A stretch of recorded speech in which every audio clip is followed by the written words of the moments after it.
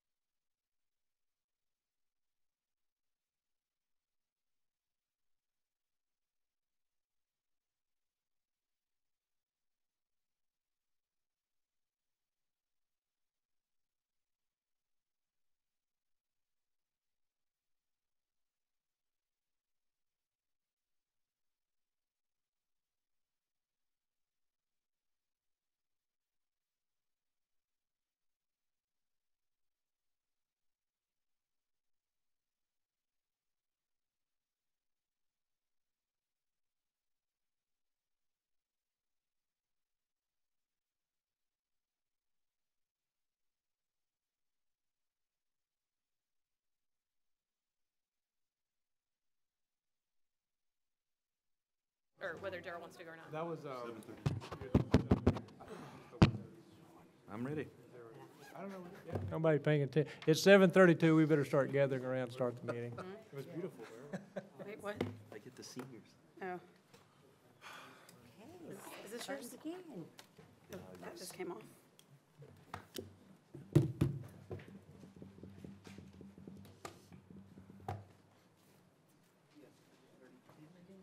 We were talking, Bobby, about, as a fun effort, we gotta quantify the price of, taking out the house ourselves. Which one? The park house, if we eventually take that one down. That's- The one right here. that's needed. Okay, we all ready to start? I'm going to call the regular city council meeting of the city of Colleyville to order at 7:33 for January the 15th, 2019. Thank you all for coming and being here, and those that may be watching. Let me call the roll. Councilmember Nakamura. Here. Mayor Pro Tem Lindemood. Here. Councilmember Wheat. Here. The mayor is here. Councilmember Dodson. Here? Councilmember Kelly. Here. Councilmember Rigney. Here. Okay, we always start our meeting with the invocation. Pastor Dale Molden from the First Baptist Church is going to do the invocation for us. Thank you for coming. And then we'll have the Pledge of Allegiance. So if you all stand. Let's pray. Father God, we love you. We thank you for all that you have done for us. We recognize you as the creator of all things. Father, tonight I just lift up these men and women that serve on the City of Colleyville Council. Father, give them wisdom and insight. Father, may they work together to help us to oversee and to be good stewards of that which you have entrusted to us. We just ask all these things in your Son's name. Amen. Amen. I pledge allegiance to the flag of the United States of America and to the republic for which it stands, one nation, under God, indivisible, with liberty and justice for all. I want to thank you all for being here, and Happy New Year. It's the first meeting of the new year. It's at a different week than normal, and we're going to have a meeting next week, so that's unusual to have two meetings, a meeting a week apart. I want to welcome, we have a couple of Boy Scouts here tonight observing to earn part of their badges. I'm glad you're here. We always tell people that we do have items on the agenda tonight for public hearing. Anyone is welcome to speak at any public hearing. If you'd fill a card out in the back, we'd appreciate it. But I will not close a public hearing without asking, have everyone spoken that wants to speak? And so you will be allowed to speak if you want to. Just make us aware. We just came out of executive session. We do not have any items to take action on out of executive session, so we're going to skip agenda item 2.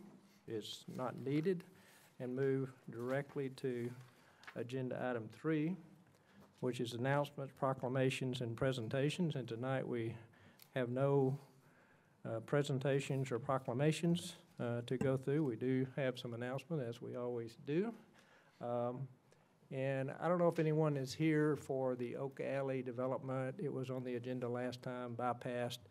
And I will make note, just for people that are watching, we did send out notifications in case we needed to have a public hearing on that item, but we had no reason to put that back on the agenda.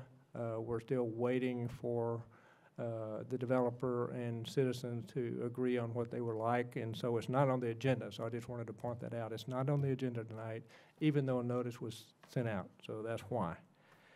So I do have a couple of things to talk about. I want to make everyone aware and the council aware that everyone probably aware the legislative session has started in Austin.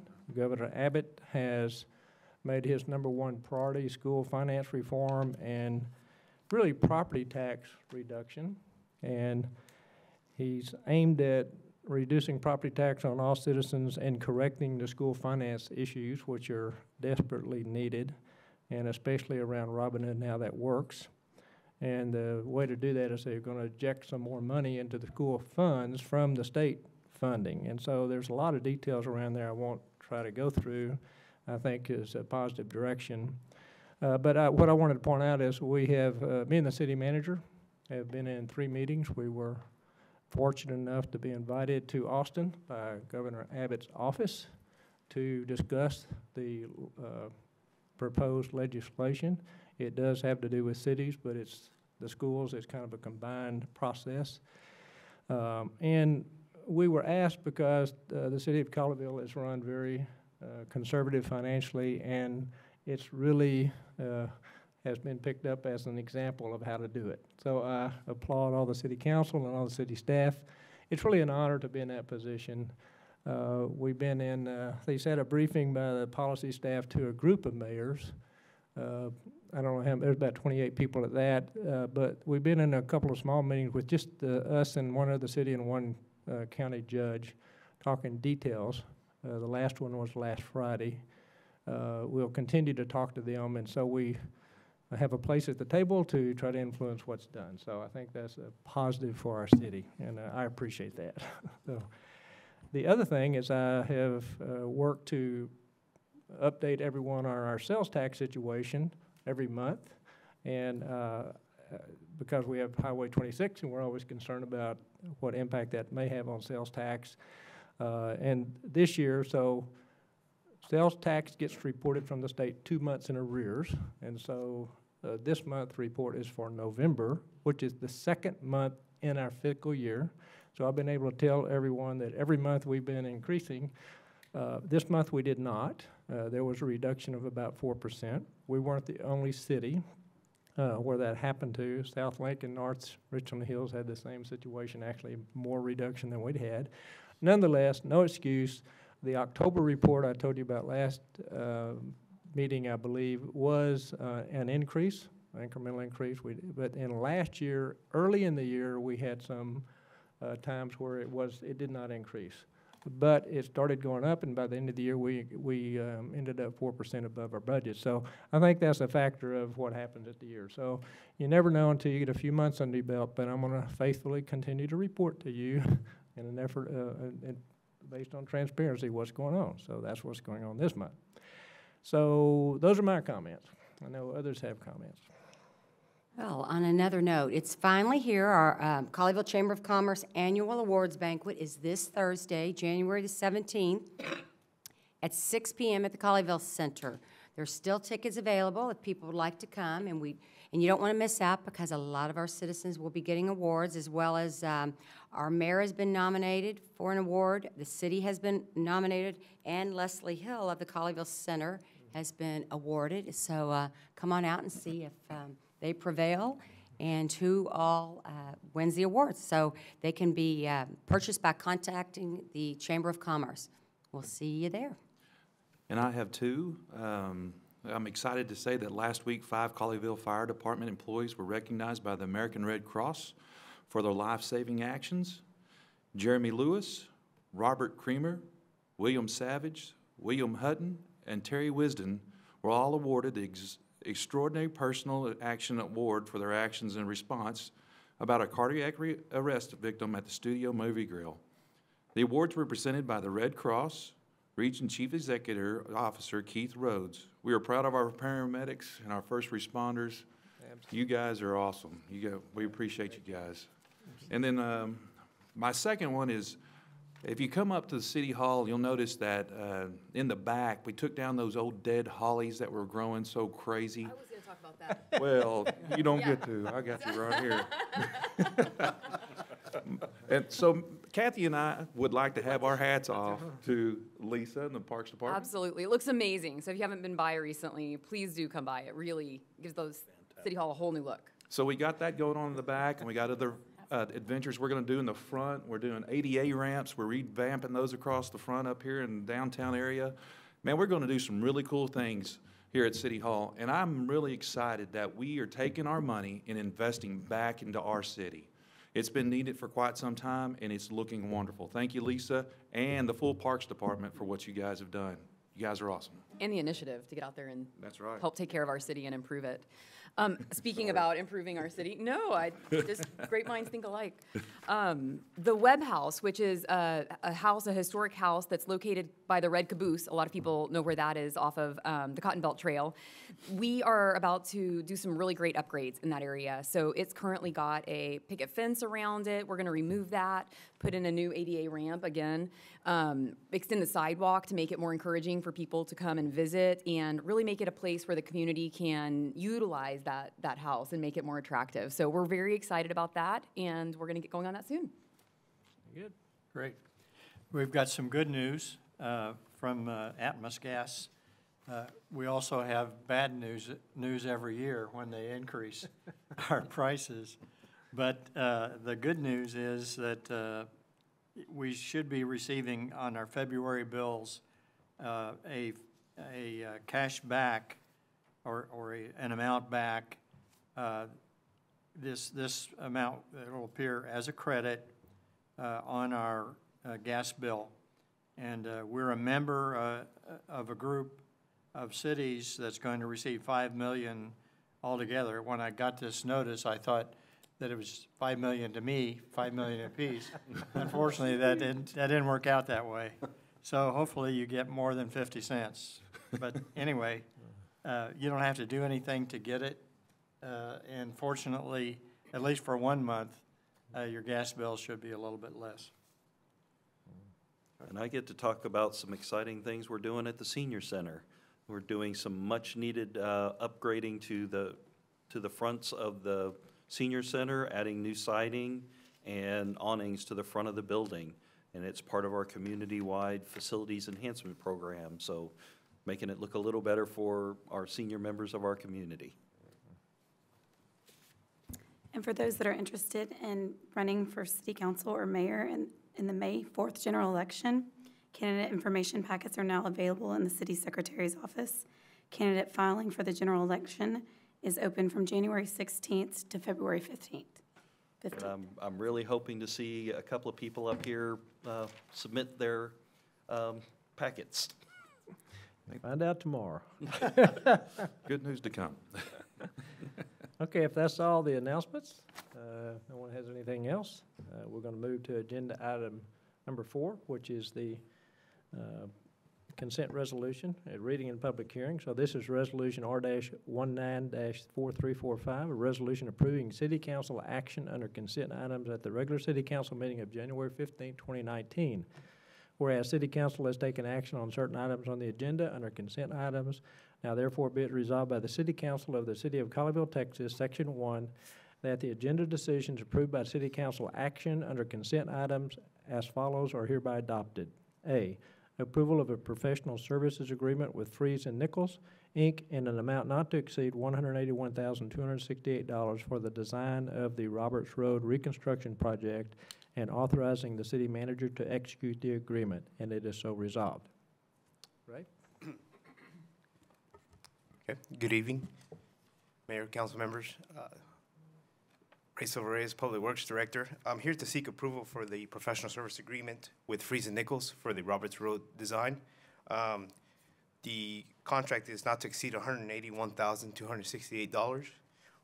In the CIP budget amount, we budgeted $354, so we're way under that design budget, sorry.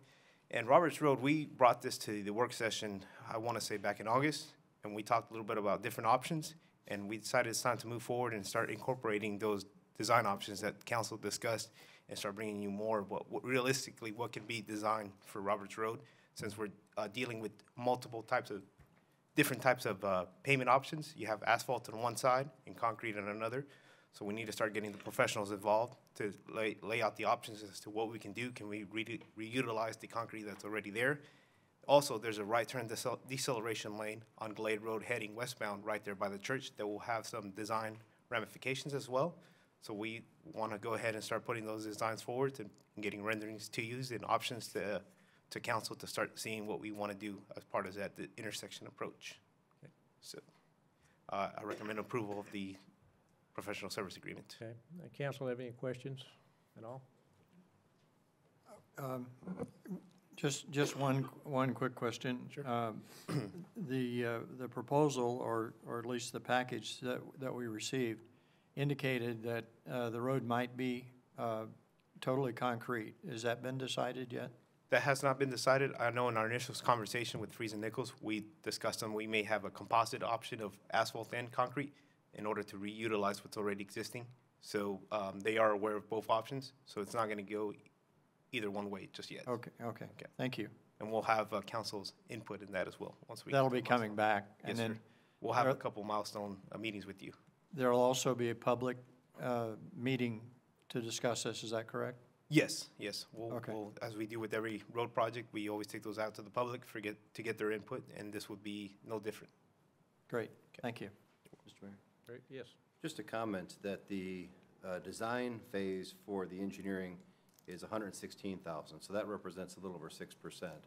So the other costs that are associated with the total contract amount include public engagement process, environmental work, topographic survey, right-of-way documents, and other types of inspection services, as well as construction engineering and contract bid preparation.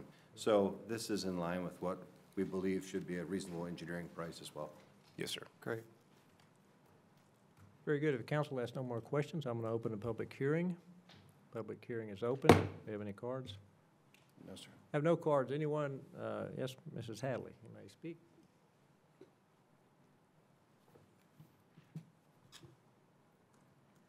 Kathy Hadley, 204 Timberline Drive North, to represent myself. I'm concerned about this.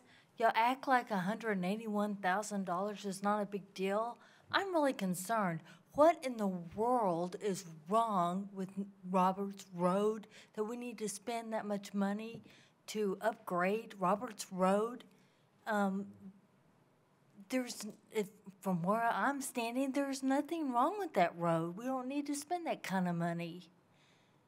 So I would like to, I'm really concerned. I do not approve this. Okay. Thank you. Anyone else wish to speak? I see no one else wishing to speak, so I'm going to close the public hearing. Public hearing is closed. Mr. City Manager, can you answer that question?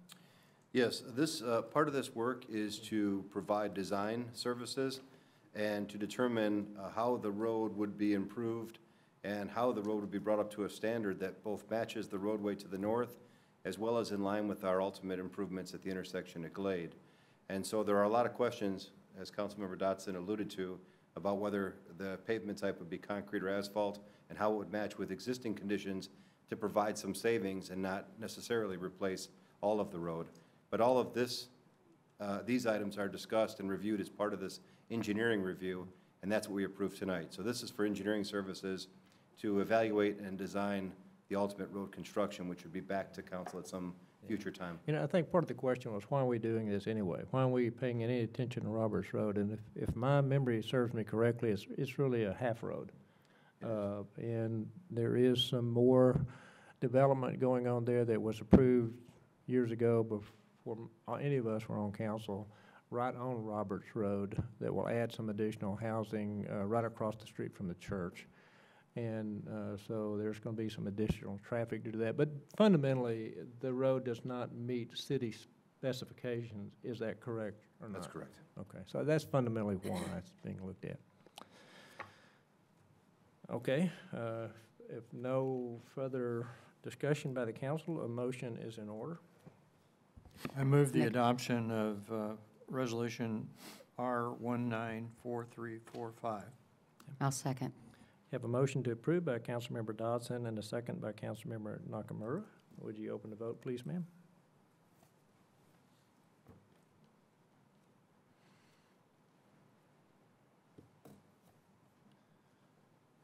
And you may show it whenever it's ready.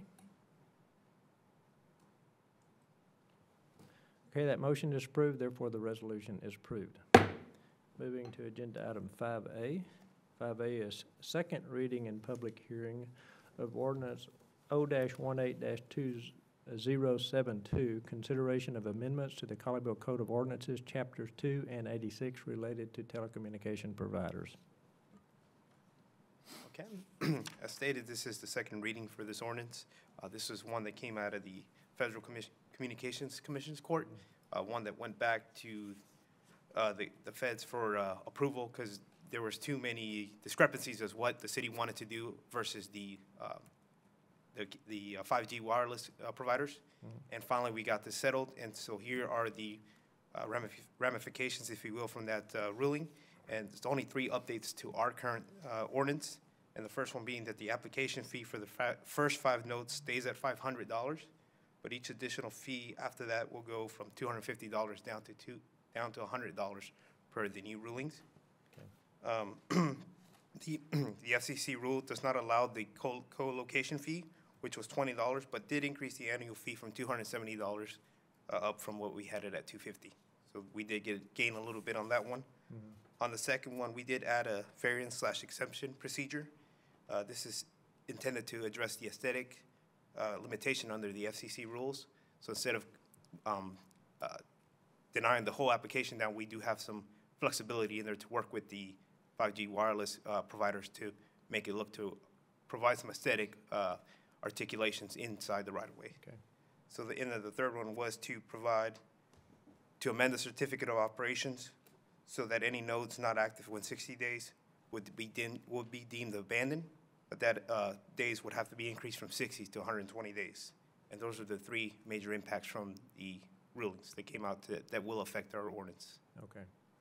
So in plain language for those that are here and maybe watching, what this has to do with is the installation of 5G wireless, which are the type of technology that's needed for autonomous vehicles, and wireless everywhere, which all those type systems use.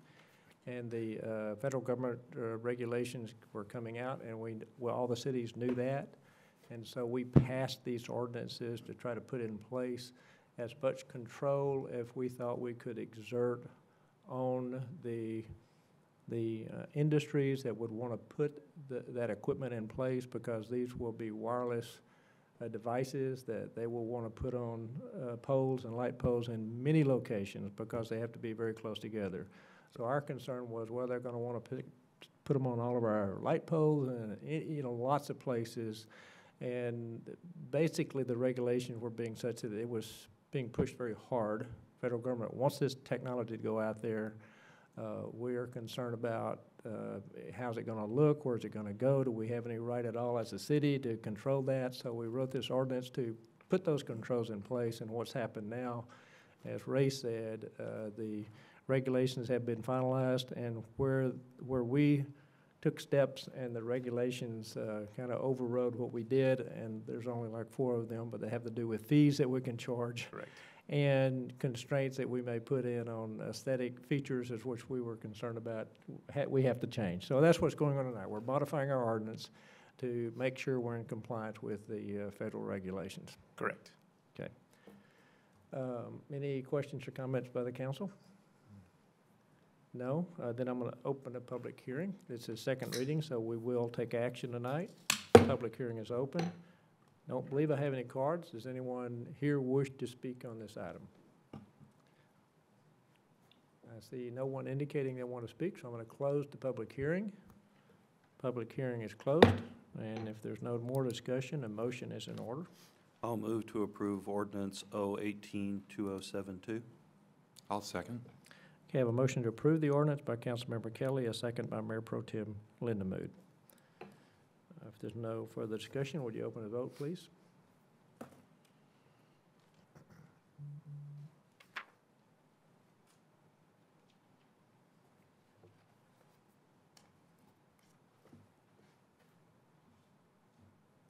You may show it when it's ready. And that motion is approved, therefore the ordinance is approved.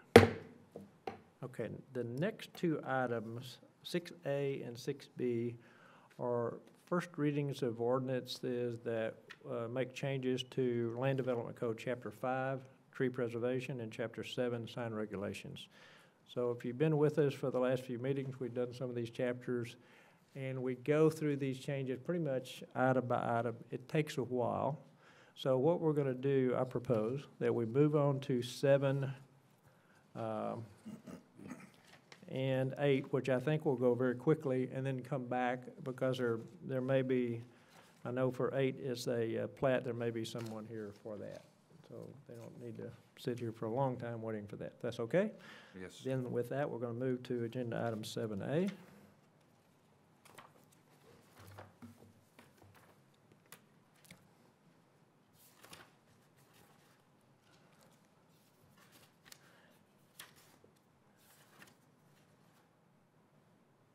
Okay, and this is reading in public hearing of Resolution R-19-4346, and this is about 3 pages, so I'm going to take me a minute to read this. A resolution of the City Council of the City of Colleyville, Texas, calling a general election for May 4, 2019, for the purpose of electing a mayor and city council members to place 1 and place 2, and authorizing a joint election agreement and contract for election services with Tarrant County Elections Administration. Whereas the City of Colleyville, Texas desires to conduct a general election as set forth by the City of Colleyville Charter and Texas Election Code, Section 41.001, to be held on Saturday, May 4, 2019, at which time the voters will elect a mayor and city council members to place 1 and place 2, including the conduct of early voting. And whereas all statutory and constitutional requirements for the passage of this resolution have been adhered to, including but not limited to the Texas Open Meetings Act, now therefore be it resolved by the City Council of the City of Colleyville, Texas, Section 1, that all matters stated herein above are found to be true and correct and are incorporated herein by reference as if copied in their entirety. Section 2, that a general election is hereby called to elect a mayor and city council members to place 1 and place 2, to serve until their successors are duly elected and qualified. Such elected shall be held at Branford Elementary School, 601 Glade Road, Colleyville, Texas, on Saturday, May 4, 2019, from 7 a.m. to 7 p.m. Section 3, that a runoff election is necessary, that if a runoff election is necessary, it shall be held in compliance with the Texas Election Code and requirements of the City of Colleyville Charter. Section 4, that qualified persons per city council may file as candidates by filing applications in the office of the city secretary, 100 Main Street, Colleyville, Texas, Wednesday, January 16, 2019, through Friday, February the 15th, 2019, Monday through Friday from 8 a.m. to 5 p.m. Section 5, that Heidi Garcia, Elections Administrator, or his successor, 2700 Premier Street, Fort Worth, Texas, 76111, is hereby appointed as early voting clerk and may appoint additional deputy early voting clerks as necessary to properly conduct the election. Application for ballot by mail must be received by mail no later than the close of business on Tuesday, April 23, 2019. Mailing address, Tarrant County Elections, attention, Nathan Neblett, early voting clerk, or his successor, P.O. Box 961011, Fort Worth, Texas, 76161-0011. Section 6, that early voting shall be conducted at Tarrant County's main early voting location, Tarrant County Elections Center, 2700 Premier Street, Fort Worth, Texas, 76111. Colleyville City Hall, 100 Main Street, training room, 2nd floor, and branch offices for early voting by personal appearance shall also be established as outlined in the election agreement with Tarrant County Elections Administrator. Section 7, that early voting shall begin on Monday, April 22nd, 2019, and shall end Tuesday, April 30th, 2019. And the dates and times shall be set forth below: April 22nd through 26th, Monday through Friday, 8 a.m. to 5 p.m. April 27th, Saturday, 7 a.m. to 7 p.m. April 28th, Sunday, 11 a.m. to 4 p.m. April 29th through 30, Monday through Tuesday, 7 a.m. to 7 p.m. Section 8, that Tarrant County's voting equipment shall be employed for the regular municipal election, including early voting, herein ordered in compliance with the provisions of Chapter 121 of the Texas Election Code as amended. Section 9, that Tarrant County Elections Administration will assume the responsibility for the election officers and the early voting ballot board in accordance with the provisions of an election agreement for the conduct of the election on the aforesaid election date, and the mayor shall execute such election agreement on behalf of the city. Section 10, that the election shall be conducted according to the election laws of the state of Texas and requirements of the charter of the city of Colleyville, and it is so resolved. Okay, is that self-explanatory? Do you want to say a few things? Mayor, I believe that the resolution covers that. If there's any questions, I would be happy to answer them. Okay. Any questions for the city secretary? No. I see none, so I'm going to open the public hearing. Thorough. Public hearing is open. No. Have no cards. Anyone wish to speak on this item? Ms. Hennessy.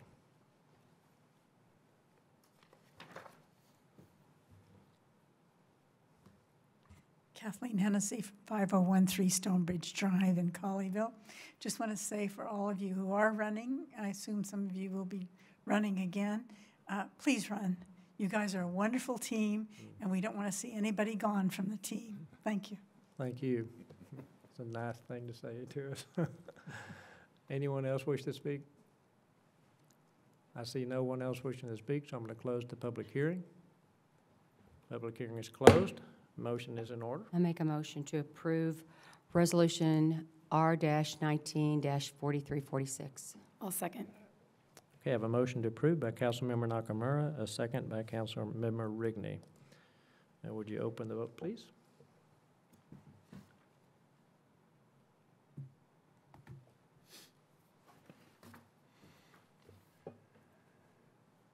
You may show it. That motion is approved, therefore the resolution is approved. And we're whipping right through this agenda. Wouldn't it be nice to do that every meeting? Okay, we're moving to Agenda 7B. This is reading and public hearing of Resolution R-19-4347, a resolution approving a replat for Lot 1R2R Block 1 of the West Industrial Edition, whereas the Planning and Zoning Commission recommended approval of the replat for Lot 1R2R Block 1 West Industrial Edition on December 10, 2018. Now therefore be it resolved by the City Council of the City of Colleyville, Texas, Section 1, that the replat for Lot 1R2R Block 1 West Industrial Edition on approximately 1.527 acres attached as Exhibit A, plat exhibit, is hereby approved, and it is so resolved. Ben? Thank you. Ben Briner, Director of Community Development. This is a replat for some commercial property along Colleyville Boulevard. It is Hart Pools. This is the location. It's in the northern section of Colleyville Boulevard. They own several tracts of land. They do want to make some improvements to their property, and the best way to do that would be to replat first, to combine all these tracts into a single platted lot, and then they would be able to make those improvements. Specifically, they want to add some additional parking to their site. It does have the ML zoning district, light manufacturing, and it is along Colleyville Boulevard, so it is part of the Colleyville Boulevard corridor. So this is the plat document itself. Again, it's a few different tracts that they are just combining into a single platted lot. And so I've identified the overall boundary with the red line. It does meet all of our standards per the Land Development Code, so staff does recommend approval. And as you stated, the Planning and Zoning Commission also does recommend approval, and their vote was unanimous. I have a quick question, Ben. Yeah. Go back, if you would, one slide. Does that show their property actually taking half of the street there? So there is existing pavement there, but I don't think that it's true public right-of-way. I think the right-of-way must have been abandoned in the past. Okay. So yes, that's the area that they were able to basically claim after the right-of-way was abandoned. Okay. So another question then, does our city ever expect to have a street going back in that area? So I think from my perspective, the street only really is necessary to get into the automotive user. I forget what their business use, Hodges. Yeah. It basically just stops very shortly after that. And so if we were to maintain any right-of-way, you can see on, let me get to the aerial photo. Yeah. You can see that this part is beyond the entrance into Hodges Automotive, so it's a part that really is not necessary. So that road that actually, the way you get to Hodges now is up through what's labeled as Ross Downs Drive. Is that, so from the point of this property, that first red line you see, is that a road from there back to 26? Is that a real road? You know? I know that there's access. That's the access to get to Hodges. I'd have to do some research to see if it's true right-of-way or if it's private property with access easements on it. On the plat, it's hard to read on the version you have because it's blurry, but when you zoom in on it, it shows that area as abandoned right-of-way, but it says to be retained as an access easement. And so there are, it looks to me like the western portion of it, which is the part that is notched out of their parcel on Ross Downs, is where that access easement is. It's about, it says 15 feet, 24 inches, I believe. Looks like 15 or 16 feet. So I think that it was abandoned and then maintained as an access easement. The question is accessing to what? And it looks like it was accessing that little lot in the back. I can't read the address. 6525. 6525. It looks like it was accessing that property. Because it doesn't traverse north to the neighboring property. No. Right. Yeah, and the reason I was asking, that's the only way to get into Hodges is there. Right. So that's why I was curious if the rest of this was public street or not. Yeah, that's a good And would the property owner of the property we're talking about have the right to come back down that road to get to his property? Well, it has on this plat, it says old apparent right-of-way. So that's the nice way of saying they don't know. They suspect it's right-of-way. Yeah. So to our records, we identify it as right-of-way, being Ross Downs to Hodges. Right. But Okay. north Well, and it east used of to the be the Hodges. way to get to the racetrack. Yes. Yeah. I remember that. Yeah, well, the reason I'm asking all these questions is in the future, if somebody, I mean, if none of that's really city street, and somebody wanted to use it for active, we'd be mute on that point. I mean, we say, hey, we're not building a street. Well, we've treated it like City Street because on other applicants in the area and in relation to the 26 project, we've treated Ross Downs as if it is a dedicated street. The question is whether or not the dedication continues north and east of that Hodges driveway. And that part I don't know. Right, and so that's why I'm bringing this up now, because since we're platting, if we need right-of-way or something, now's the time to do it, or forever hold your peace on this. I didn't really think of that before, to ask you before, yeah, so George brings up a good point. Well, and the other kind of unusual thing is that extension to the south there, like you say, is what, 10, 12 feet wide?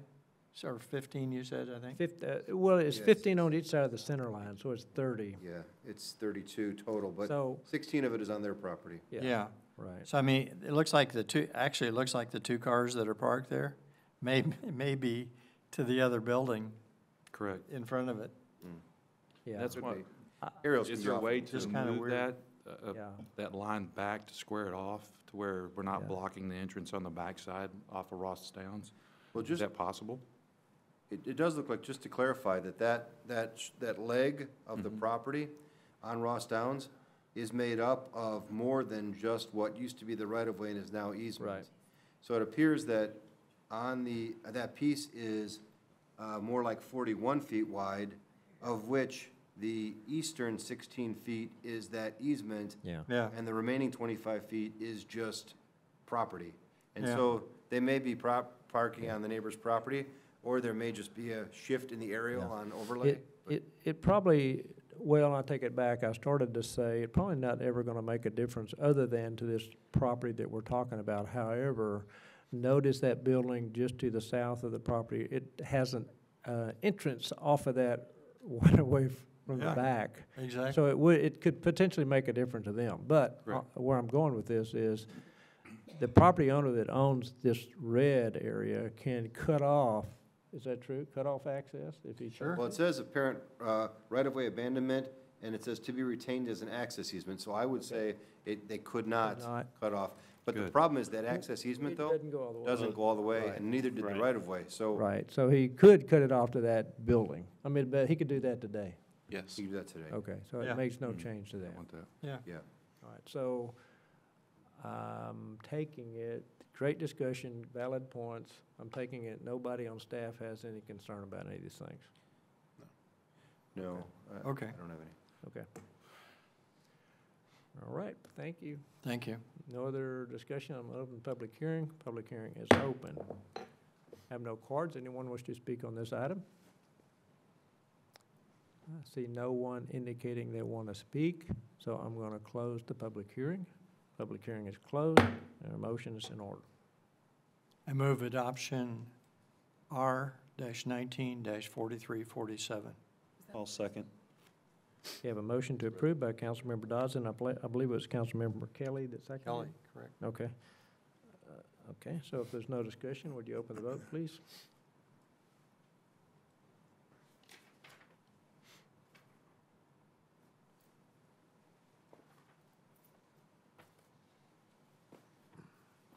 You may show it when it's ready.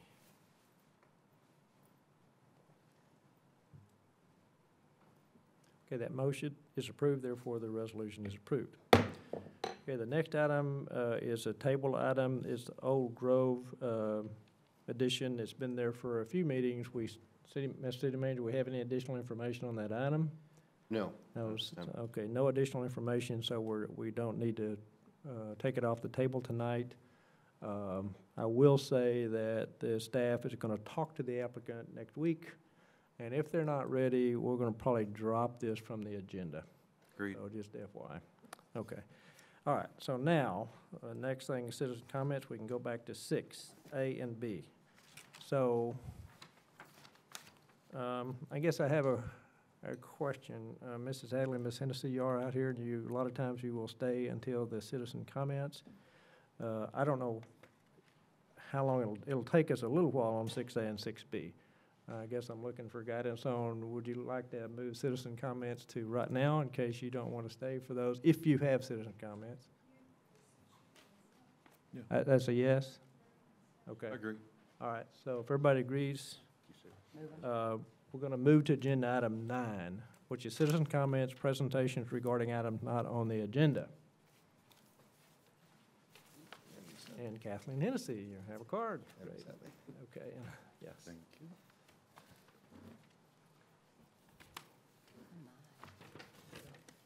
Kathleen Hennessy, 5013 Stonebridge Drive, Colleyville. By the way, I just want to mention, if anybody's been running for election, I'm precinct chair, chair of precinct 3323. And if you're running for election, give me your election materials, and my crew and I will distribute them through my precinct for you. Okay. Very nice. You guys are great, and we want to keep you all. Anyway. Just a little encouragement. Okay, this is a matter that's come before the City Council a number of times. This has to do with Cherry Lane, our old friend Cherry Lane. This is the concern that we didn't know what we were dealing with. We kept wondering what we were dealing with. You can bend the mic down towards you, too. Is that better? Okay. Bend the mic All right. down. I went back to the beginning, and 1951, when Cherry Lane was first built, and followed all the land parcels all the way through, and got to 1971, and that's where there was a plan to have a cul-de-sac. Running, or actually a road running straight through to what is now Chelsea Park. And in the negotiations in 1971, with the negotiations with Mr. Culbertson, the developer, they decided not to abandon the through street. And then there was some discussion and plans and everything for a cul-de-sac on Cherry Lane. And then nothing happened. It just died. And so the people who lived there then still live there all these years. And Mrs. Rogers lived there, and Mr. Oh Lord, he was on the corner. Oh Lord. Anyway, he was a horse trader, and he had barns and horses and everything there. And the Paynes lived on the south side. And Mrs. Payne only passed away 2 years ago, and they have been there all this time. And you still have Mrs. Douglas, who came in 1951 and still lives on the corner of Bluebonnet and Cherry Lane. So you have people who still live there and still remember promises made, and they're kind of expecting them to be lived up to. So everything, the Cherry Lane, as I've talked about before, we're familiar with that. At its narrowest point, it's 6.5 feet wide. At its widest point, it's 10.5 feet. Is that right?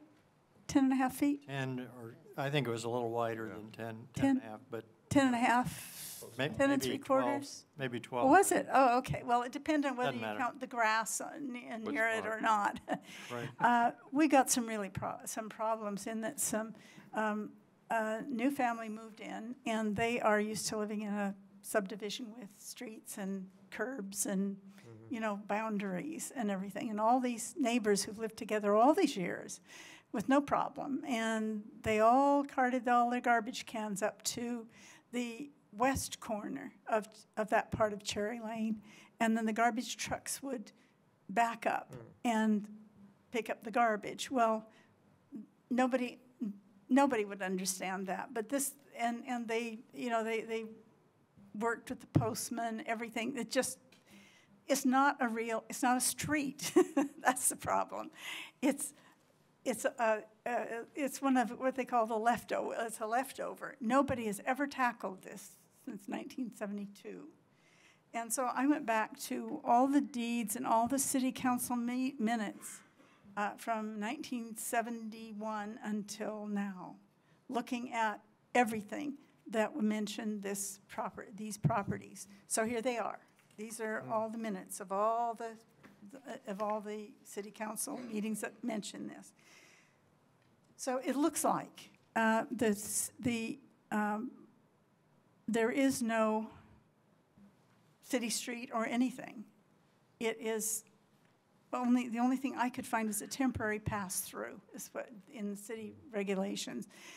And there's no time limit for temporary pass-through. So it just means if you have something like that's under construction is incomplete, the public can go on this temporary pathway, whatever pass-through, to do their business or to set up original residences or whatever.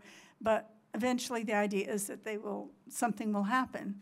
And 47 years, 48 years later, nothing's happened. So with Mrs. Rogers getting on in years, and with new neighbors, and with several of the other neighbors also getting on in years, they decided that they would like to have some kind of understanding that there is quite a heritage to this, and so I've given you and I've given you all the minutes, total minutes, and then I've marked the paragraphs that relate to this property. Okay. The biggest problem they have right now is that there's still trucks running over the roots of the trees. And by the way, you'll find the trees mentioned in the minutes. Mrs. Rogers was there saying that those trees have got to stay, and she was just one of many, but it's all in the minutes. The priorities of the people who live there, and a number of whom still live there. But there is a problem in that you've put in some heavy stones, but there's one place right at the southeast end of the median where there aren't any stones. It's about maybe 12 feet wide. And big trucks are coming along the south side of Cherry Lane. They are going in, and then they're backing up into lot 27. And then they're coming right across the routes and then across the north side of Cherry Lane, and right on those routes. And it's been going on for a couple of months at least. So they wondered if you could maybe get a couple more stones, and that seems to deter that. But also, there's another issue that they brought up, and that's about lots 26 and 27, which is where the new neighbors have moved in. And I don't think they understand what happened. As far as I can see, the paperwork I saw, our planning and zoning and their people only went back to about the 1980s. And the main work was done in 1971, 72. and at that time, Cherry, on the lots 26 and 27 were separate lots, but they were small. They were 25, I think 25 and 24,000 square feet, something like that. That's just a little over half an acre each. And so the city, and I've got minutes of all their meetings and their deliberations, they decided that any lot in Community Home Edition that was less than, they had to be at least 30,000 square feet to be a lot. And so neither of these, 26 or 27, was a 30,000 square foot lot. So they decided to put 26 and 27 together. And that became, I think it was 52,000 square feet. And because the same family owned both lots, that stayed the same until Mrs. Payne passed away a couple of years ago. And now the new neighbors have bought that land. And and I've given you copies also of the deed. It shows that the deed refers to lot 26 and 27. But they have built their house, squeezed it onto just lot 26. But in fact, lots 26 and 27, according to the last ordinance I could find, which was 1972, the minimum size of a lot was 30,000 square feet, and they said, and therefore, it's right in the minutes, 26 and 7 would be melded together. Okay. So, but this is not what is in some of the city's latest planning documents. Yeah. Over to you. So there's a conflict there that Lord knows what may happen in the future. So, those are the things that the neighbors brought up. So, I just wanted to bring one other thing up. Cindy, so you about finished? I'm just done. Yes, I'm just checking to make sure I've covered everything that the neighbors wanted covered. Yeah, that was done. Motions. Yep. I think I've covered it. Okay. One of the things was drainage issues. That was the last one. I knew there was something else. They're just like in the last 50 years, they're concerned about drainage. One thing about lot 27, that's another, drainage is the other issue. The drainage comes down from the Bluebonnet drainage source. It comes down the hill across Mrs. Rogers' lot 8 and 12, lot 8 and 9, and flows directly completely over lot 27. Lot 27 quite often is just completely flooded. Then it goes down to the Duchicks property on Lake Road and to the last 4 homes on the west side of Chelsea Drive. And they get flooded all the time. So all these things need attention, but it's going to need a comprehensive look at it. After, 50, 60 years, it's probably worthwhile. Thank you. Okay, very good. Thank you. Well, thank you for doing all the homework on these old ordinances and P&Z minutes. Interesting. Oh, it was great. I'll read those.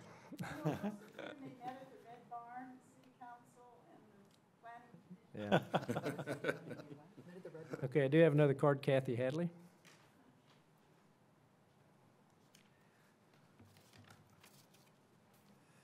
They always have barbecue every meeting, I bet. Exactly. Is that point on lot 26 and 27 is very interesting to me. Oh, Yeah, that's that last. very interesting. Yeah, the last. Kathy Hadley, 204 Timberline Drive North, to represent myself.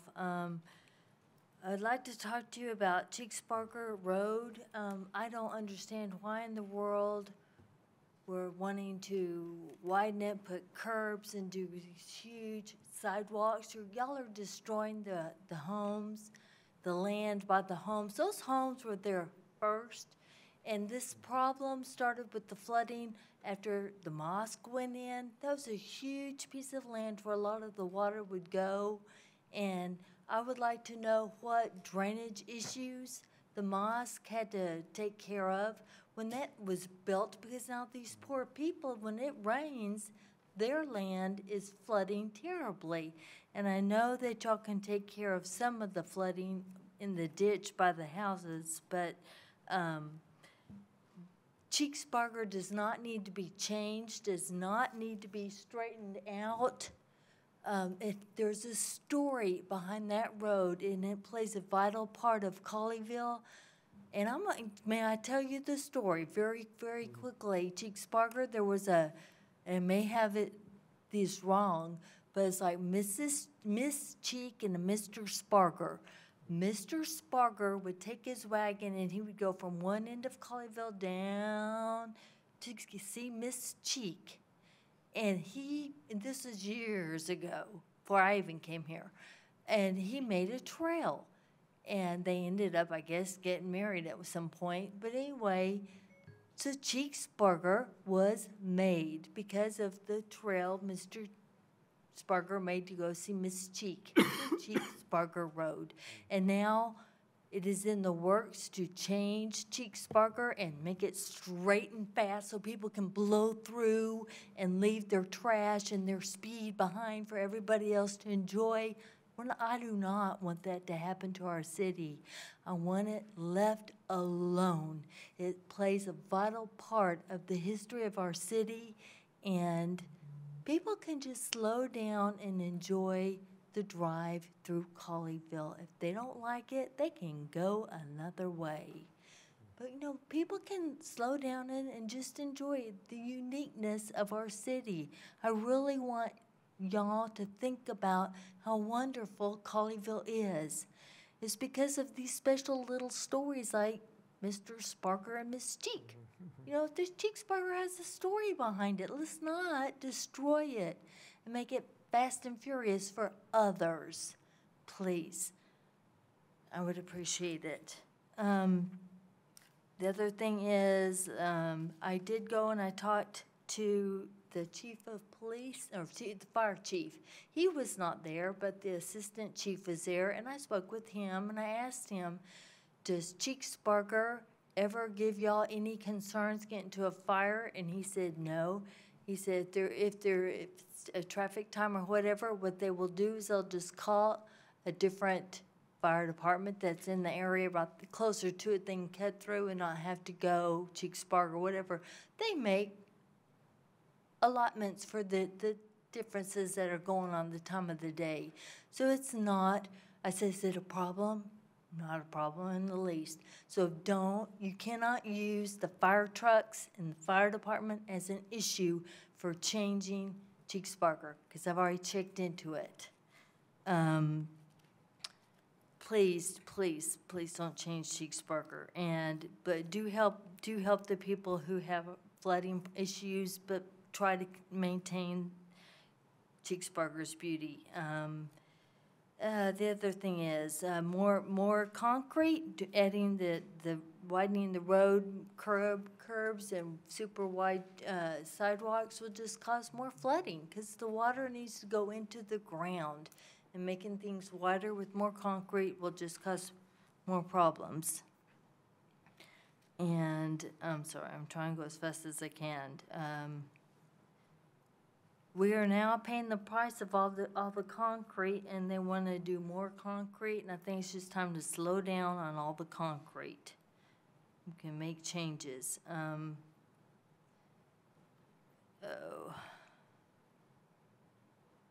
Okay, and on a different note, going north on Precinct as you're coming up on Cheeksburger, is it Cheeksburger? No, I'm sorry, on Glade. As you're going north on Precinct, you're coming up to Glade, turning right. I've talked about this before, the lanes need to be marked better. I drive it enough, I know what's to be expected, but you really need to have the lanes marked better, and the same thing with on Cheeksburger going east. We need to have reflectors in the middle lane, and on each side of the road, a bright white line, because at night, and especially when it's been raining, it is so hard to see. There are no lights out there. you can't see, so let's keep that safe. That isn't adding concrete or anything, just taking care of the roads with some reflectors or something. Thank you very much. Thank you. That's all the cards I have for this agenda item. So now we will move back to 6A.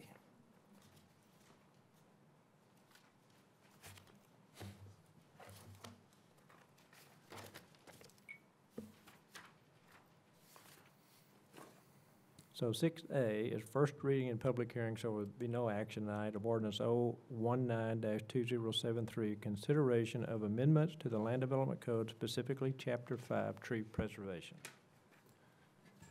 All right, thank you. So this has been before you before during a work session that we had, I think it was back in October. I might be misremembering that. This did go back to it went to the Planning and Zoning Commission, and now it is here before you again for first reading. I do have a slide that summarizes the major changes. This is kind of there are major changes from what we have today to what you see with this. Rather than go through the differences between the two, I'm just going to present what is proposed. Going to give it a shot, huh? Okay. So just like we did before, we're just going to go page by page through this ordinance. And this one actually is fairly short. It's only 7 pages, but it does have a lot of good information in it. Yeah. So just on page 1, and I think it was page 128 on the PDF document to get to the correct one that I'm looking at. Purpose of this chapter, we originally had it in paragraph form, and I think it was Councilmember Dodson that asked to do the bullets, and so that's what we've done there. Basically, recognizing the importance of the trees and that we'd like to protect as many as we can. And then this is to complement what was part of Destination Colleyville, our comprehensive plan, as well as our parks plan, and just the intent to maintain as many trees as we can. The rest of the sections on that page, 2, 3, 4, and 5, no real change to those. There might have been a little bit of clarification for those. But section 5.6, which really starts... You want little editing things that we happen to see? Oh, yeah. On 5.1, that last bullet, maintaining and enhance Colleyville, should that be maintained probably? ING probably marked out of maintaining as enhancing. Is that right? Yeah, I agree. Yeah. Maintain and enhance Detail. Colleyville's identity. Okay. Okay. One question I had, and this is wider than chapter 5, but why do we point out master plan and then we also say Destination Colleyville? I mean, the master plan is, I don't know who named it Destination Colleyville. Does anybody know? No. I mean, to me, it's the same thing, right? So why do we have 2 different names? Yeah, that's a good point. I think I'll just say complement Destination Colleyville, comma, the City of Colleyville Comprehensive Yeah. Okay. That'll do it. That's better. Yeah, that'll do it. But to have 2 separate Yeah. things, it looks like there's 2 different documents. Right. And you have to have both, because most people don't know what I know. complement Destination Colleyville means. Yeah. I know. Okay. That's why I'm wondering why we have the No, name. That's good change. Okay. Thank you. So we're down to 5.6, which really starts on page 5-2. So this identifies when a review would take place. Oh, you know, I should actually back up. The first thing that you'll notice is that we are proposing to change the name of the chapter from tree preservation to urban forestry. Right. And so this applicability section identifies when a review for urban forestry would be required. It first starts off saying that this list of activities will trigger review by our administrative official. So 1 is removal, damage, or adverse impact of any protected tree. Number 2, construction or expansion of structures for which a building permit is required. Number 3, demolition of structures. Number 4, clearing, grading, excavation, filling, or paving on any site or property that has existing protected trees. Number 5, subdivision of land into lots by preliminary plat, final plat, minor plat, or replat.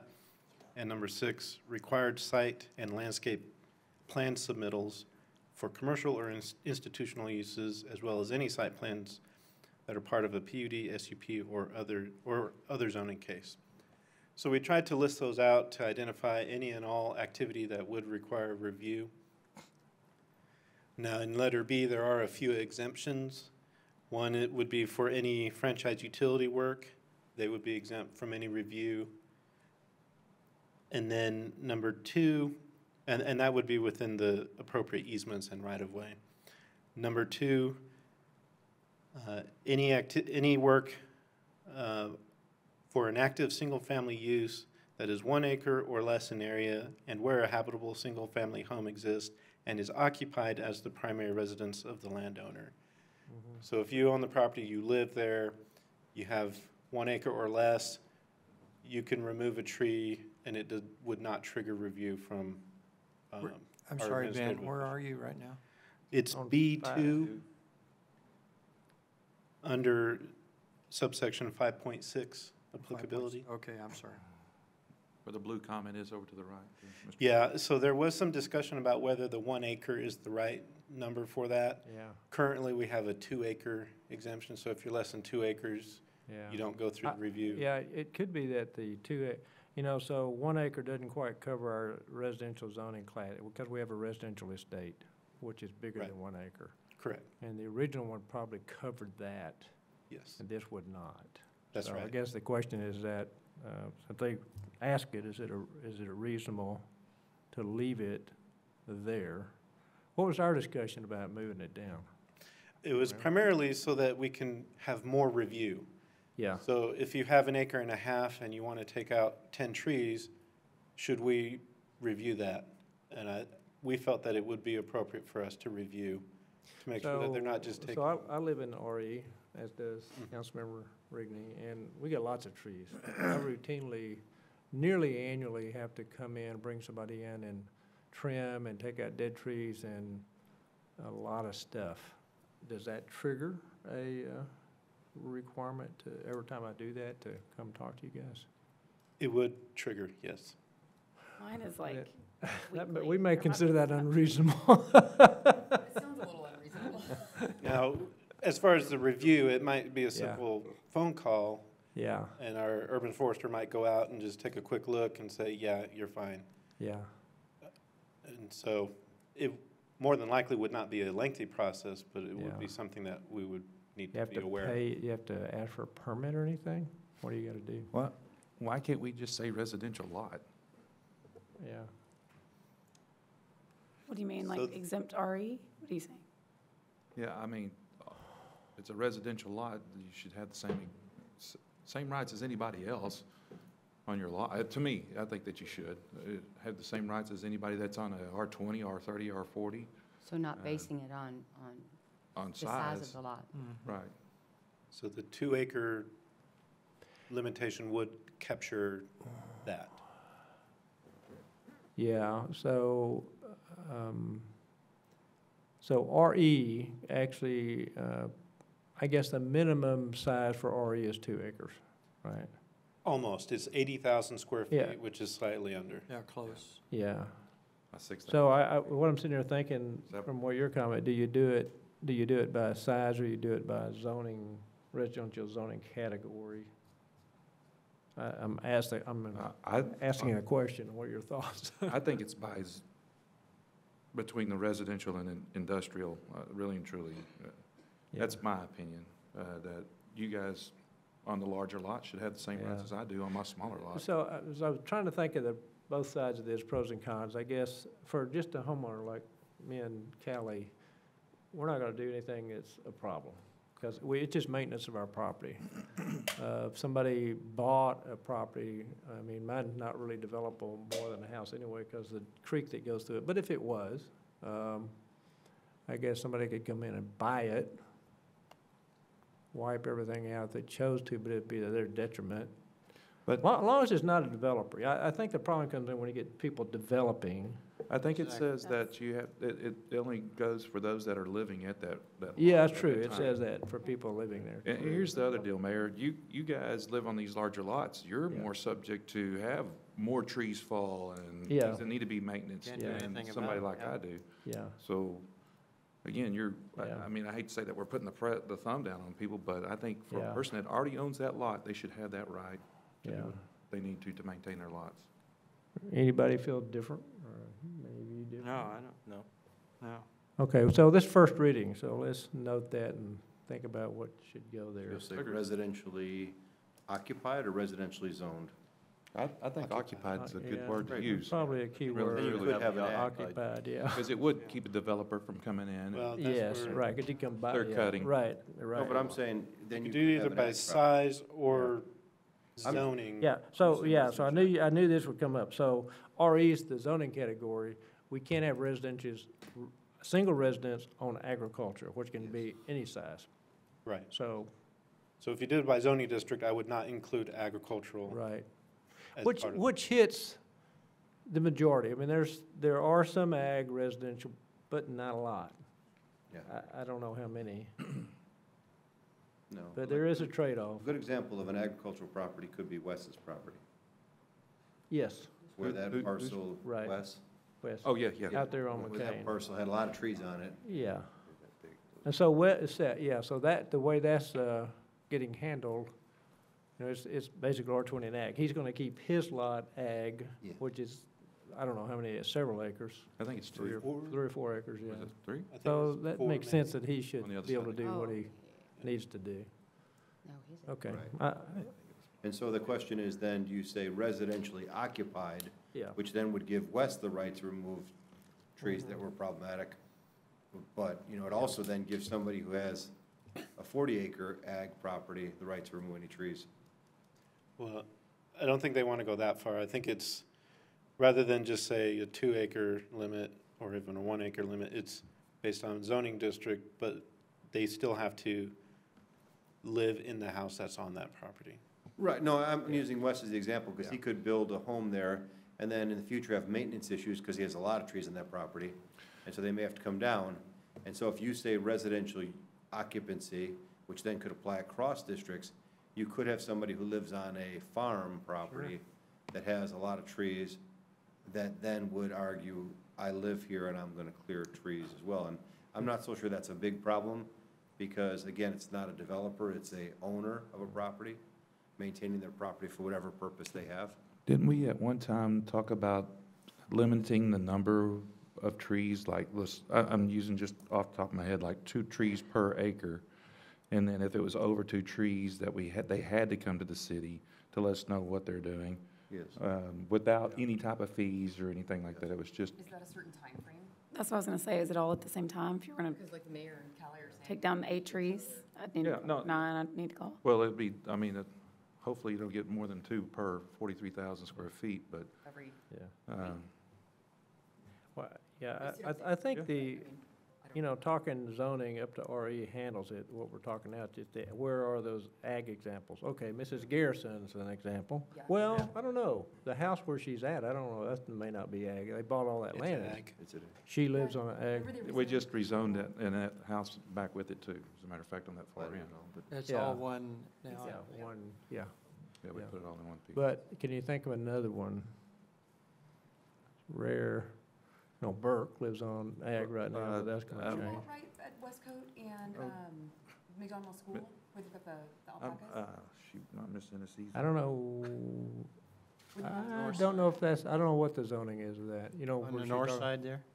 No, South that was side, southwest corner. Oh, southwest, okay. Have animals, it'd have to be out. Pleasant Run and John No. McCain. No, Westcote? Westcote. McDonville. Oh, So on the south side of Those are McDonville, there's residential several estate. home, They can have that. okay, so they're REs?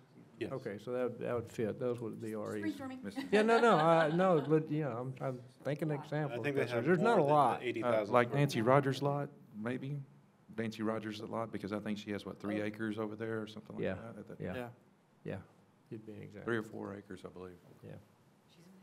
That's ag. I'll just I say believe so. I residential believe zoning she's then. been zone ag for quite some time. She's gonna say residential zoning then. Is that what you're saying?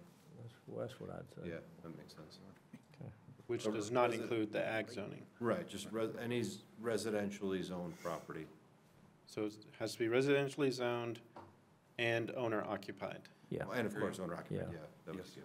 yeah. Definitely. Owner And, and the reason why, I mean, let's be honest, I know I'm in the demolition business, and Yeah. we see people that'll go buy a lot and then cut the trees down Yeah, we, as they're trying to build the new houses and stuff, and then claim, well, I own the lot, and exactly. We've had at claim that least, they own the lot, so they should be able to do what they Yeah. want to with their property, but, yeah, we've had 2, maybe 3 instances of that since we've been in office. correct, and this is They for go in clarity. and just cut them down. Yeah. But you're gonna, someone like that who is clearly trying to game the system is gonna be hard to avoid. You know, if you got someone that's willing to move into a house and occupy it, so that they can take trees down, that's a That's right. different problem. But we haven't seen that yet. We have seen that example. Should we put a time limit, or Yeah. with, owner within 6 months, Well, or? we had an example of that where the owner, was it on Beverly? Yes. Where he They didn't argued, occupy it. no, but he argued that he owned it and by his ownership right occupied it. It was interesting. He defined occupying as not having to live there, but having, Right, but Somebody live there? we define, nobody lives there. yeah, yeah, we define occupied as you living there. No, I agree. I'm just saying, there's people that are Not the canine? going to extreme efforts I to, remember, yeah. so move in for 6 months and cut down all the trees and move out. I mean, you're gonna unfortunately have to deal with those situations. But those are so unique that Yeah, they shouldn't push this whole process. yeah, I agree. Yeah. Well, I'll try and propose some alternative Okay. language for Cool. that. Thank you, Ben. And then number 3 is just for, if there's a nursery, then they won't be subject to these rules. All right, the next section, 5.7, is really where the meat of everything is at. This is the tree preservation and canopy cover section. And so what we are proposing is that there will be a minimum coverage requirement for any existing trees on the property. And then where there are not any trees, they have to get up to a certain canopy coverage. And in this letter A, it talks about how to calculate existing canopy area, and then if there's plantings required to get up to this canopy coverage, we have some values for a large tree, a medium tree, and a small tree. There was some discussion about whether those values are correct, but let me go through these different scenarios, Okay. and then we can come back to that if we need to. And I do have some slides to give examples of how this would work. So letter B is the first scenario. This would be non-single-family residential, so commercial use or an office use. We would have a minimum preservation of 50% of the protected tree canopy, but that's outside the commercial building envelope, which also includes a 5-foot buffer. And then overall on the site, they have to have a minimum canopy area of 50% of the total lot area, subtracting that footprint plus the 5 feet. In letter C, this would be single-family residential uses, so development or redevelopment. So you buy a house, you tear it down and redevelop. It's similar to what we just saw for commercial preservation of 50% of the protected tree canopy, but this would be the footprint plus a 10-foot buffer area. And then likewise on that lot, whatever's remaining, 50% has to be of canopy cover. And if they don't meet it based on the preservation, then they have to plant trees to get up to that level. Letter D would be an expansion to an existing house. Only when they increase the footprint by 50% or more, then it would be that letter C trigger or the 50% total lot coverage with preservation as well. So if they only increase by 25%, there would be no trigger for any of that. So that protects existing homeowners. Yeah. It would only be really major expansions where we would have to be involved. Letter E, this would be for subdivisions. So again, we'd have the 50% protection for the entire subdivision. This does not include exempting out streets or utilities. And the reason for that is so that we can promote better design. Hopefully they'll be able to maneuver a street around a nice grove of trees, or rather than having a utility line in one location, if they move it to a different lot, then they can save some nice trees. You know, there's going to be some grading that's associated with some of these, but they would have in number 2, minimum of 75% of the protected tree canopy shall be preserved in the building, primary building setback areas. And then number 3, once all of that is approved, they go out and construct the property, the improvements for the development, then their responsibility then ends at that point. And then we would just review each lot per letter C. So on an individualized basis to where 50% preservation is required. Okay, so the example case coming in the door was that, I forget the name of that subdivision. Lavaca. Huh? Lavaca. Legacy? Legacy. Or if you're talking about Carmel? Yeah, maybe, I forget, but it was, you know, where the developer came in, did other lots, he had one lot, I mean, that, where all the trees were, and that got him his tree preservation. And then he sold the lot, a builder started coming in, they started whacking trees, which violated the agreement on the subdivision. And so we had a problem of, okay, who's accountable? He changed that. That's why this new system is. Yeah, so this will protect us from going through that again. Okay. So in that scenario, that was St. Andrews. Yes, St. Andrews. They would take the entire boundary, well, they'd take the entire boundary, they'd be required the 50% preservation. In any of those individualized lots, they would have to maintain at least 75% of the trees on each lot. Once they put the street in and all the utilities in, they meet all of those requirements. They're out of the picture now. They've sold it to home builders or individuals. Then each lot will be evaluated independently from each other. And that's where paragraph C will is triggered. And so each lot will have the 50% preservation requirement. If they can't meet it, then they have to plant trees to get up to that number. Okay, because in that particular case, the way the developer did it, that one lot really was not, to meet the tree requirement was not developable. Exactly. And so under this, if he did the same thing, so you got one lot that really can't meet C, I mean, you put a house on it, more trees come down, it violates the original requirement, but it's okay for that lot. Does that make sense? I think so. We evaluate them at different stages. Yes. So the developer's not going to push everything into one lot that then creates a problem for everyone down the road. We evaluate his development, where the street is, where the utility lines are.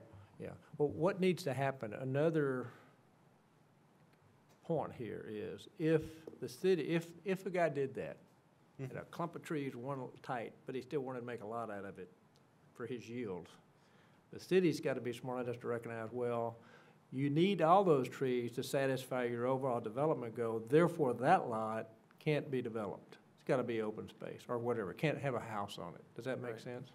That would have fixed that problem also. But the other thing we're doing too is every lot has to have minimum. Right. So what we're doing is we're supplementing lots, every lot has to meet a minimum itself in addition to the overall subdivision. Correct. So we've and to avoid the clearing and then clustering. Okay, so We've let's got play two that tiered. out. Then in that case, then, we, under this, some of the other lots that really didn't have trees would have had to plant trees to take up the slack. I got it. Exactly. Okay. And so they're gonna have required plant trees anyway, and there are some that may even have to plant additional trees because of the way it would displace the trees that are on it. I got you. And so in those cases where the lot has no more room to meet those trees, then we have procedures where they can place them elsewhere. in the subdivision. Okay, I got you. But yeah, because you're right, the overall big picture, little picture have to be in balance, otherwise someone will Game the system. I don't want to say it. And we're not exempting the right-of-ways. Today, the right-of-way is exempted, but we're not exempting it so that they do good. Force us to look at their street design. Tell me. Right. Yeah, Mhm. okay, that's good. All right, letter F, artificial lots. Sometimes you have a larger lot and they're only developing in a certain part of it. They can identify a certain area that's going to be completely untouched, and then we would only evaluate based on the part where they are developing. And then G is we're just providing authority for the administrative official to be able to determine hazardous trees and that they can be taken out. I do have some scenarios. I'll try and go through them quickly to demonstrate how this works. So I'm using Oak Alley, but under the current regulations, so this is the majority of the tree cover. I'm estimating it's between 20 and 40%. This is a table that we have to use today. They'd be required to preserve 60% of those trees. You can see some of the trees are within lot areas where we would expect to see a house. And also today, we exempt out the right-of-ways as well as the areas within our setbacks. Right. So that brings it, I don't think I have the highlight in the right place. They are supposed to preserve 60%. Now in this case, since they have a large open space area, they probably will meet it. But where you don't have open space areas, then it becomes very problematic. We actually don't preserve as many trees as I think we would with our new scenario. So they, basically to build there, they're gonna have to cut those trees, or several of those trees. Right, but they're exempted because they're within the building setback today. Today, right. They're within the building setback? Yeah, so all those red shaded areas, they can remove all the trees in those areas today, and it would not count against them. Oh, okay. And so what we're proposing with the footprint Stop plus a that. 10-foot, that's not going to be that entire red shaded area. It'll be much less than that. Okay. So under our new regulations, let me see. Yeah, 50% overall canopy and then 75% for each individual lot. So the only areas that we would see trees coming out today that would be, they're not even exempt, but they just have to make sure they have the 50% overall, would be in these where I've highlighted with the circles. So they definitely would comply in this scenario for the preservation of the trees. But then each lot, we've not even looked at the lots yet because that's going to come later as each lot develops on their own. This is Oakley. So under current regulations, they do have some open space lots where they're preserving quite a few trees, but I've highlighted the red areas where they are exempt today. I didn't do every lot, but the lots that have significant number of trees, they're already exempted and taken out from the calculation. Let's see. Whereas under our current regulations, this would be where we'd expect to see the trees taken out, just based on improvements, and as long as they meet the 50% overall, they would be in compliance with our regulations. If not, then they would be required to plant trees somewhere on this property. All right, now with builder requirements, I have 4 scenarios. So this is where the tree credits come in. A large tree, you get 2,000 square feet, a medium tree, 1,000 square feet, and a small tree, 100. So in scenario 1, let's say it's a 40,000 square foot lot. Let's say the footprint plus the buffer is 8,000 square feet. That leaves 32,000 square feet remaining. We have 50% requirement from that, so 16,000 square feet of canopy cover. I just estimated, let's say it's a 30,000 square foot canopy cover. You remove the 8,000 square feet of the home and the footprint and the buffer. That leaves 22,000 square feet, which is over this minimum 16,000 square feet. So this would be compliant. Okay. In scenario 2, in scenario 2, similar situation, but in this case, the existing canopy was only 20,000 square feet, so that left only 12,000 square feet but with the requirement of 16,000, they're deficient by 4,000 square feet. So they can plant either 2 large trees to make up the difference, or 4 medium trees. What's a large tree? Diameter? So we provided a list Okay. as part of your packet. So it's pecans, most of our oaks, there's some elms, sycamores, magnolia. Oh, so it's not the actual size, it's the No, size it's when the it's mature. The grown, Right. the full grown size, Okay. mature. Right, what we would expect in 15, 20 years, yeah. So that's how this would work on that scenario. So this is a lot that does not have any tree cover at all. It's a little bit smaller lot, I use 30,000 square feet, but they're deficient by 11,000 square feet. So they'd have to plant maybe 4 large trees and 3 medium trees to get up to compliance. So in these scenarios where we don't have trees on lots, we are requiring plantings. Great.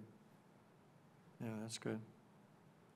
So you're planting, if they're planting new trees, they're little trees. They would, yes. We're So they only die in requiring a 6 3-inch tree, Yeah. but it's the species that we're Yeah. more So, worried about to make sure it will the grow. other problem you run into is you have people that do that, they bill in the summertime, they plant in the summertime, the trees die in 3 Cut 'em months. down and forget it. Well, do we have any requirements for those trees have to be there for any length of time, alive? We had a conversation about that. Yeah, We didn't write anything in. I don't know how often somebody will just come in and take them right back out. yeah. Well, no, my concern is keeping them alive, because They it don't takes want effort them. on the owner's part Oh. to make sure they live. I would think in the short term, it's pretty straightforward. If you have a occupancy permit and a year later, those trees have died and Died, been right. removed, it should be incumbent upon the owner to replace them. Yes. That's pretty straightforward. Yeah. I think the problem is when you get out 10 years, Yeah. then it gets to a point where someone says, well, I have the right to remove the tree because I'm exempt under the residential. That's a little tougher, and so we talked a great deal about that, and we Yeah. really couldn't, the short term, we come up with an easy one. Yeah. You know, within a year or two, it's an enforcement issue. Beyond that, it was a tough. Well, I mean, all you need to do is a year, maybe a fine, because if it's made it a year, it's probably gonna make it, you know? Yeah. What the practical side of this. But you could have a drought or something where, But- and they don't, Yeah. the irrigation is off But- or something, who knows? But if we have no requirement to keep it alive, then no effort gets put into it. So even a year Yeah. would make a difference. You could put a provision in there that says that, you know, the exemption for maintenance of the removal, the earlier section we talked about, Ben, you could have a provision there that says, this right does not apply to, properties, newly developed properties, before 36 months after occupancy or something. That way then, there's still a timeline that they are abiding by this before they're exempt. Right. I mean, I think that would do it. Because I do agree with you, if they don't maintain it or don't take care of it, They're you gonna should have to die. replace it. Yeah. And we do have a section 5.10 for tree planting standards. I think I might include something there as Okay. well. Yeah, that talks Is about. Yeah. 36 watering month, them, Yeah. well, I'll just put that in there, we can talk about it next week, or next time. Okay. Example 4 is just a different situation. They're deficient by 6,000 square feet, and so they would be required to plant trees. Yeah. So hopefully that made sense. We feel that this would be a lot easier for everybody across the board. That table was just too difficult to. You're gonna, really deal And with. those, are you gonna include these pictures in the document? I would think it'd be good as an appendix or something. As an example, it's We- probably not a bad idea. We could, yeah. and actually, you look at the number of trees, that's not onerous for acre lot. No. Most people do that. Yeah, Yeah. that was the point. Most Yeah. people that are thinking of this already are doing this. Yeah. And so they Yeah. wouldn't find this to be a Yeah. problem. But Right. those there are people that don't like Don't- trees on yeah. lots. Yeah. And so this is forcing them to deal with that issue. All right, so I'll continue through the chapter. The next section is heritage trees. If a heritage tree is removed, then there's a replanting requirement. Now, one thing we did in letter A, we did identify, or better clarify, what would be considered a heritage tree. Right now, it was referring to the state standard, which is very hard to meet, and so we've created some standards our urban forester did for us. So for post oaks and blackjack oaks, it's 15 inches and larger. Conwood, water oak, green, and white ash, it's 35 inches and larger, and then all others would be 25 inches and larger. And in B, it states if you remove a heritage tree, then you have to replant for a credit 5 times the canopy area of the removed tree. I did some calculations. So, for example, a post oak tree at 15 inches, which is the minimum, Yeah. that's 707 square feet of calculated canopy area times 5, so that's 3,500 square feet approximately. So they'd have to plant 2 large trees or 1 large tree and 2 medium trees to make up the credit. Yeah. Obviously, if it's a larger tree, they'd have to plant a lot more trees. I'm going to ask again, can we put what DBH is? Yes. Is that in? We need to add it. It's diameter at breast height. Right. Yes. That's what I recalled. Yeah. Yeah. It's, I think we have it called out, and then we've just used the initials later. Yeah, I like the rule that you explain it where it first comes up. Just a suggestion.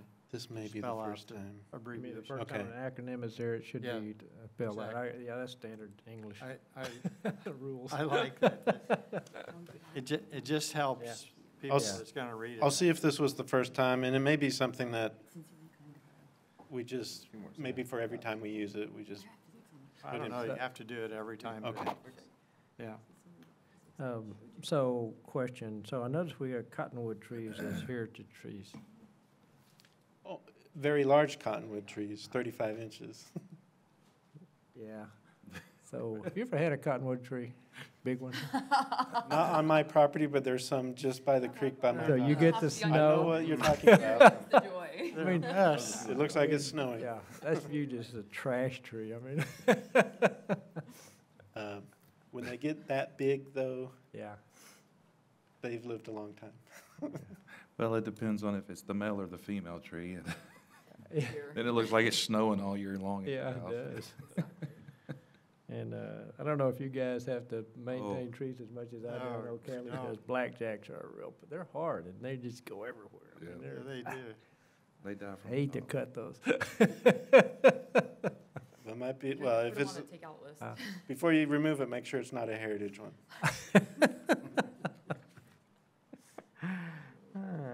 Or do it at night. I'll make sure they're not, guarantee it. So we, I would not violate code. That's right. Better take a break. George will do it. No. so in B, it has the planting, but it also does have a payment in lieu at $100 per DBH inch. Okay. So if they remove 15 inches, that's $1,500 that they'd have to pay if they don't want to plant the tree. Okay. All right, the next section, So- tree protection. Oh, did you? No, Okay. never mind, I won't even ask it. The tree protection standards, I'm not really going to go through this. This is something that our urban forester put together, very standard practice. I think it's almost exactly what we have today. But it's Okay, just- so a question about that. So as I drive town routinely, I've seen where we probably didn't live up to our tree protection standards. So it's a Or tough people get by with enforcement. it, I don't know. It's a tough enforcement because Yeah. we have 2 building inspectors and then Yeah. our urban forester. So there's only 3 guys that go through the whole city. Yeah, For each house that's under construction and where our building inspector goes Yeah. and notices that it's not up to what it should be, Yeah. they will require it to be redone. yeah. likewise, our urban forester, as he drives around, if he notices that it's not, Yeah, so the. because it's a fairly large area. So there's different examples. So the last one I know I called you about was out there Where the banquet hall. and, it's getting corrected. So that happened, somebody put dirt they shouldn't have, so they're taking care of that. But another one, the church behind me where they put the parking lot in, they had some big oak trees, heritage oak trees, I think, the parking lot was that far from it. And they dug 3 feet down to put the parking lot in because they had to build a wall down because they were adding dirt. Those trees will not survive. Wow. And we let them do that. So that's one thing I'm thinking about. So let me just ask you this question. So if you had trees up against the parking lot, say, what's the requirement for how, We do want to have them stay out of the drip line. Yeah. But that one, I think, was probably one that they did not need for credit to meet the minimum standard, but is one that they wanted to try and see if it would survive.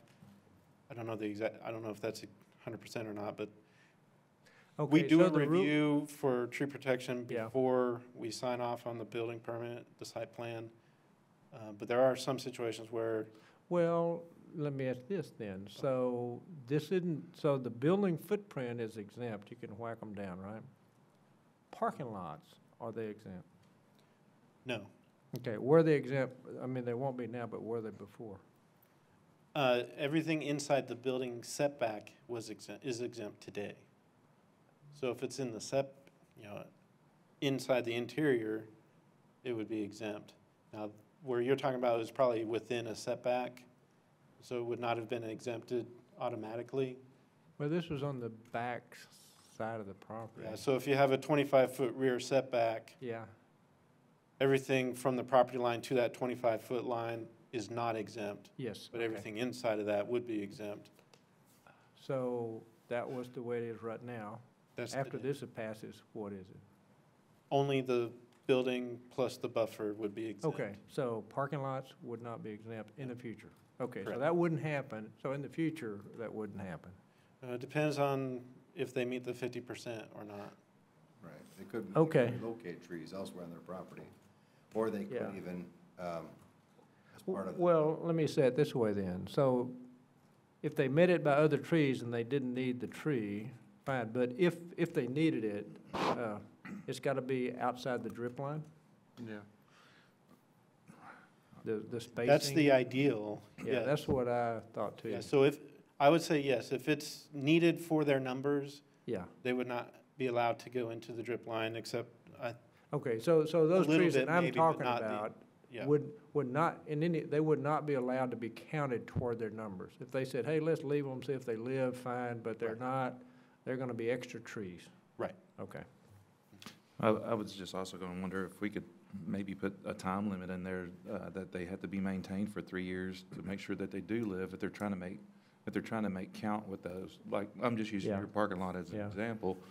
If they're going to have to, Well, I'm happy with what I just heard is those trees I was talking about under this, they couldn't count them. Now, they may choose to leave them, but they're not counted toward the percentages anyway. Okay. So if they die, they die. But that's because they're within a certain amount of distance to the tree, the parking lot was, or because? Yeah. Yeah, they've encroached into the drip line. Drip too line. much. Drip line's the limit, right? I mean, you can't get close to the drip line. Okay. Or you have to assume it's gonna die. Okay. Or limit its growth. Yeah. Yeah, either way. Okay. The next section, 5.10, is our tree planting standards. It identifies spacing between each tree, how we expect it to be planted to try and ensure that it will survive. This is where I think the 36-month or whatever we decide Yeah. In perpetuity would be added as well. I think you covered this already, but I just happened to think about when we talked about drip line and so forth. When we're putting in these new streets like Glade, et cetera, and sidewalks, are the sidewalks exempt from the tree preservation? Because it's in a right-of-way, Yeah, this chapter does not apply. that's what I thought. Okay. Existing right-of-way. Sorry, I just. Right. A new If right-of-way. it's dedicated, you're right. Perimeter street, existing right-of-way, dedicated right-of-way, it would be exempt. New, yeah, existing streets. Okay, thank you. So if you're building a new subdivision with a new street, It's a different. you'd have to thing. accommodate. Right. Okay. All right. Sorry to go back, but No, it yeah. just came up when you talk about tree line, drip line, et cetera. So 511 is our permit section. Just So, you've added one on tree planting standards, so people can't plant in an easement or right of way unless a city official says it's okay. Today, they can, right? yes. Okay. The real issue is the public utility easements, because those are gonna be a problem. Because the tree, there's no guarantee that tree's gonna make it if you have to go in there and do work. Right. Yeah, so we have public utility easements and public streets. Right away. But I mean, I think the biggest improvement there is the public utility easement. Yeah. You know, if you have a So- storm sewer back there or something, Yeah. people are gonna wanna put trees, and then we have problems Yeah. digging them up in the future. So where I was going, though, I mean, you couldn't count those trees toward the percentages. Right. But if somebody wanted to put it out there anyway, extra, you could. Or would you let them? Yeah, well, we might or might not let them, depends. If Yeah. there is a sanitary or storm sewer under there, we might not let them. Because it is a place where the roots could cause problems with our utility. Okay. Whereas in other places, we may not have a problem with Yeah. it because it's Yeah, an okay. easement that doesn't Okay. matter. Yeah. In this permit section, C1, we may have to change that 1 acre limit to Yeah. what we do earlier. Yeah. Yeah. And I do want to just highlight in C2, we've changed the way we're calculating the fee as well. Today, it's $25 for every tree that's existing on the site. That doesn't sound logical to me. And so we've changed it now to the $50 base fee plus $25 for every tree that is to be removed. Yeah. So if you only remove one tree, you're paying $25, well, $75 total. Yeah. If you're removing 10 trees, it'd be $300. 100, yeah. Whereas today, if you, like, Mayor, if you removed a couple trees and you were required to pay a permit today, you would have to calculate how many trees you have, and it's $25 for every tree you have. Oh, wow. So that's the part that doesn't make sense. Yeah, yeah. So we feel that this is Okay. more appropriate. Yeah. 512 is plan submittals. This is just codifying what we asked for today. And 513 is the penalties and violations. There are some changes here. I think the big one is with A2, the fee. You know, we do have if they remove some and it's a violation, they can replant at 5 and 10 times the amount that was taken out. Option 2 is the payment in lieu. We've reduced the numbers quite a bit. What we found is that with our current numbers, everybody, what's the word? It's cheaper to put them in? They appeal those numbers. Yeah, They okay. come back and talk to city manager. Yeah. And we're not getting any And compliance. he's a soft with those touch. numbers. Huh? And he's a soft touch, right? Yeah. So we're not getting compliance. Yeah, gotcha. They take it to municipal court, and then Yeah. the judge decides how much they pay. So we wanted to reduce it. What we've done, today we have a mitigation. We don't have that any longer in here. So the 250 for a regular tree or 500 for a heritage tree, that's what we have for mitigation numbers today. We just feel that is something that hopefully people will just pay these fees if they are in violation rather than trying to contest and appeal. To a 250 per DBH inch. So if on a lot they remove 45 inches Yeah. total, it'd be 45 times $250. Yeah. Whereas today it's $750 per inch. Okay. Wow. And so you can see the Wow, yeah, difference, 3 okay. times. You can the see why amount. they wouldn't pay. Yeah. Right, we're looking at $10,000 and, Yeah. or even more than that, so. Everything else was just to clarify things. And that's the chapter that we have. Good. That's it? Oh, there's another one. Oh, good.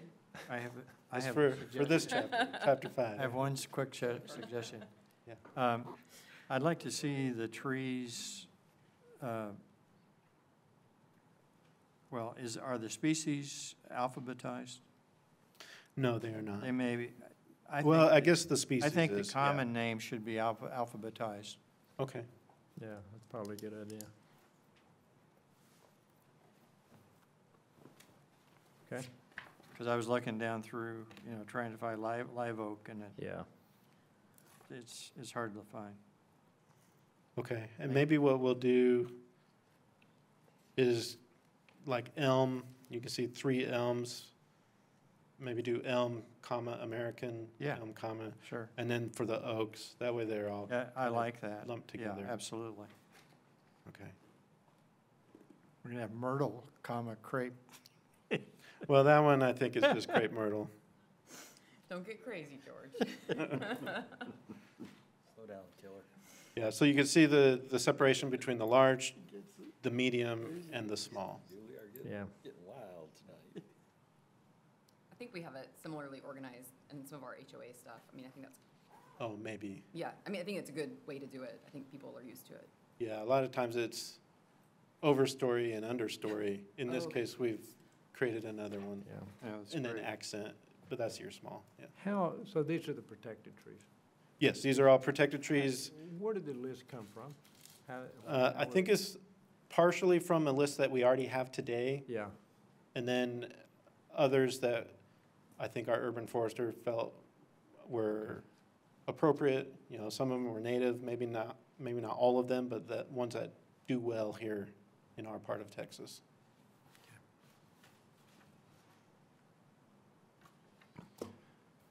Any questions? Other questions? No, it's So good. first reading and no action be had. You do have to do a public hearing on it. Do have to do a public hearing. Public hearing is open. I do have cards. Kathy Hadley.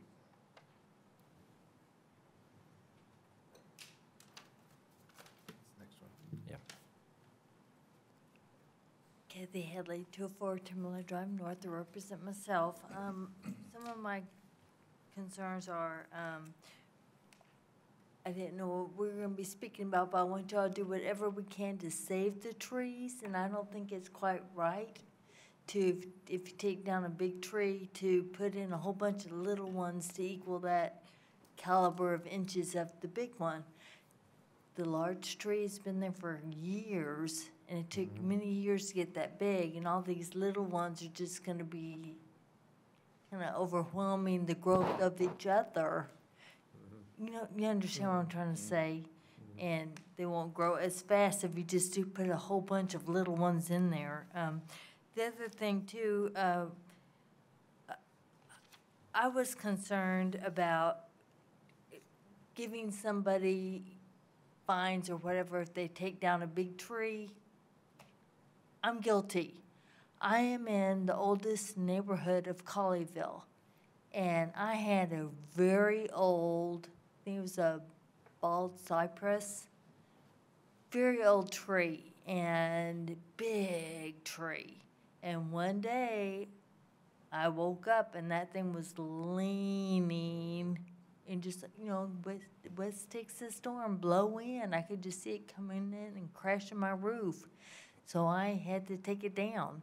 There was no time to hurry and go get a permit. I had to act quickly. And I took pictures and everything, and I even, in memory of the tree in my front yard, if you ever want to come by, there's a big spot in my front yard where I planted a whole bunch of rose bushes around it, and it's all marked off for this huge tree. It was so huge you couldn't even get your arms around it. But I had to take it down because it was so old. It was just, I had no choice. And I read, I guess it is in the ordinance book that you have to get approval before you take a tree down. I had no time to get approval, so please somehow make an exception for people who have older trees on their land or whatever. Yeah, you would be exempted under the residential exemption. And it was a, what do you call, a tree that was a danger. Yeah. Okay. Yeah. Yeah. So if somebody came over and Yeah. slapped me with the fine,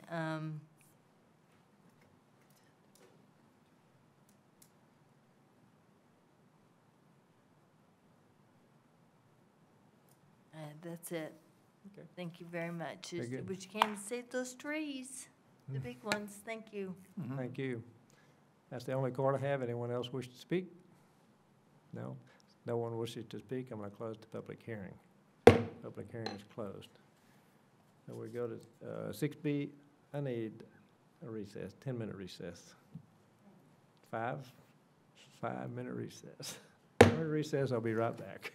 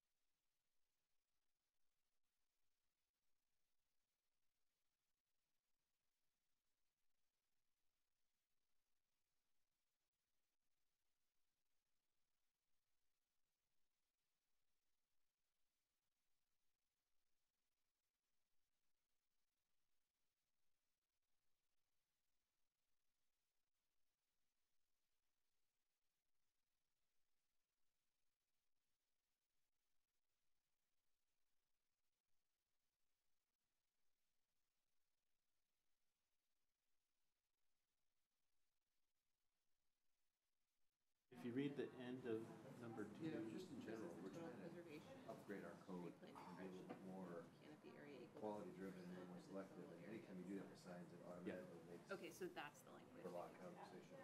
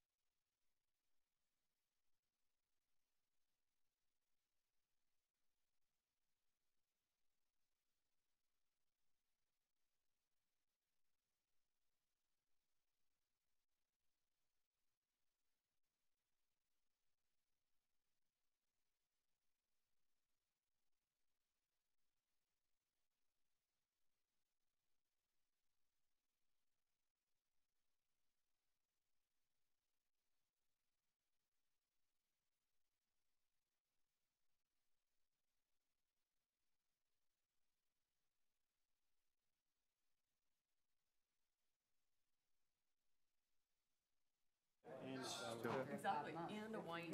Tell them, there, it's on, I got it. Okay, we're all ready to go again? Yeah, okay, thank you. Right, I didn't get added until. Say that. Well, that probably is true, but my hands are off. Well, Yeah, yeah, exactly. I see what you're saying, so I need to. We're missing Whit, but I don't know if he's coming back. Whit, to the attorney. No, he walked around for a minute, I could tell. Yeah, He was there he is. "Peace out." I brought it. I thought you left. No, Yeah. You're like, I couldn't find a wine opener, so I came back. Sorry, I just felt dumb reading through them. Okay, we are ready to reconvene. Yep. Miss Hennessy. So I'm going to reconvene the meeting at 9:35. So we are now at agenda item 6B. This is first reading and public hearing of ordinance 019-2074, consideration of amendments to the Land Development Code, specifically Chapter 7, sign regulations. And I had meant to, when we started this, to compliment the city staff and the council for all the work that y'all have done in modifying our Land Development Code. The city manager continues to comment on this, and it's absolutely true. This is no small undertaking. Most cities cannot do this without help, and I applaud you guys, and I applaud the council for making this happen. It is very unusual. And Mayor, may I just make a comment? Absolutely. I know I tease a fair amount about this, but I want to say how much I really appreciate it too. I know how much work it is, Yeah. and for all of you that have a better eye to the attention to detail than I do on some of it, I really appreciate it. Yeah, Thank you Ben. for all the work. You're welcome. And, now that you shaved your beard off, you're a lot faster at what you do. Talk quicker, and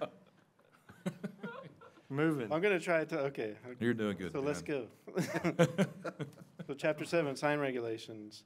The first couple pages I think will be fairly quickly. In our purpose, just adding letter D that will be consistent within the corridors of the city. No other changes on that page. On the next page, just one small change, identifying administrative official, and that's in letter G. Yep. On the next page, illumination. So we had this conversation, I think, and I had a suggestion as far as how I dealt with it in Abilene.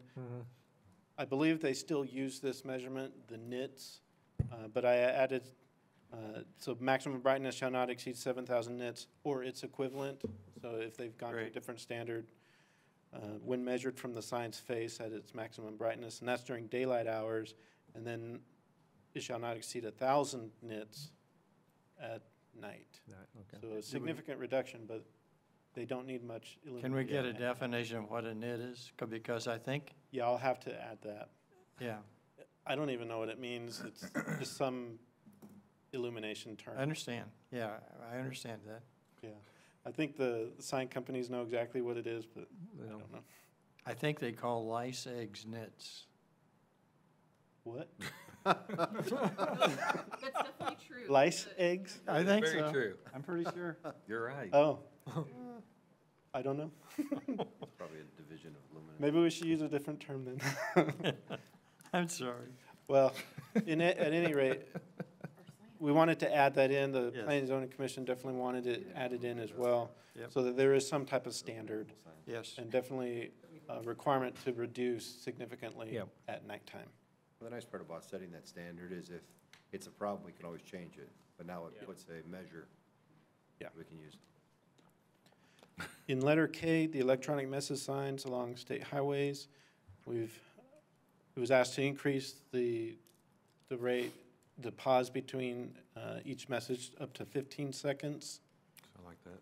And then this would only, it would be allowed for State Highway 121, but then if they want one along Precinct Line or Colleyville Boulevard, it would require a special use permit.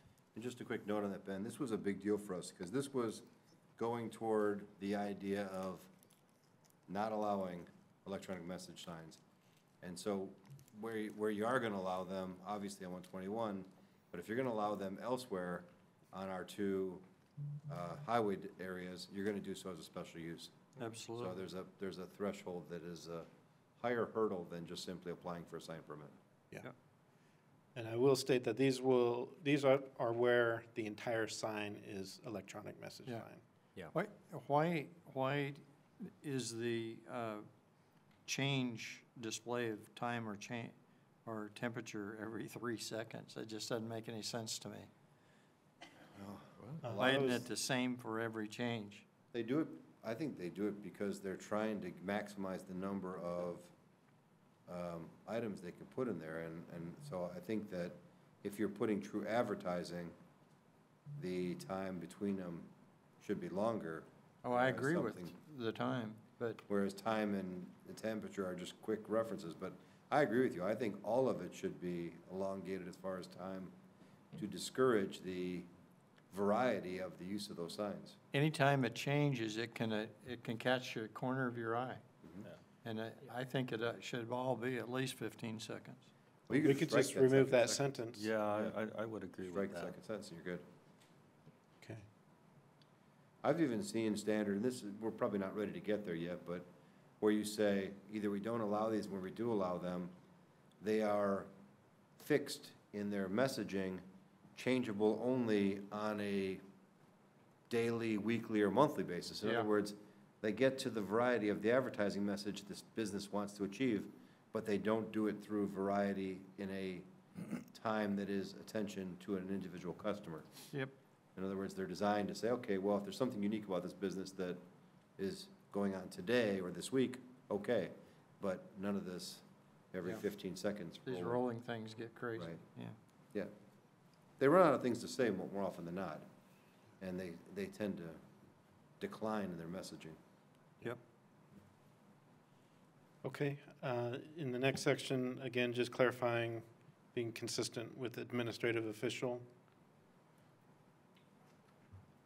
And that, on the next page, there's one more example of that.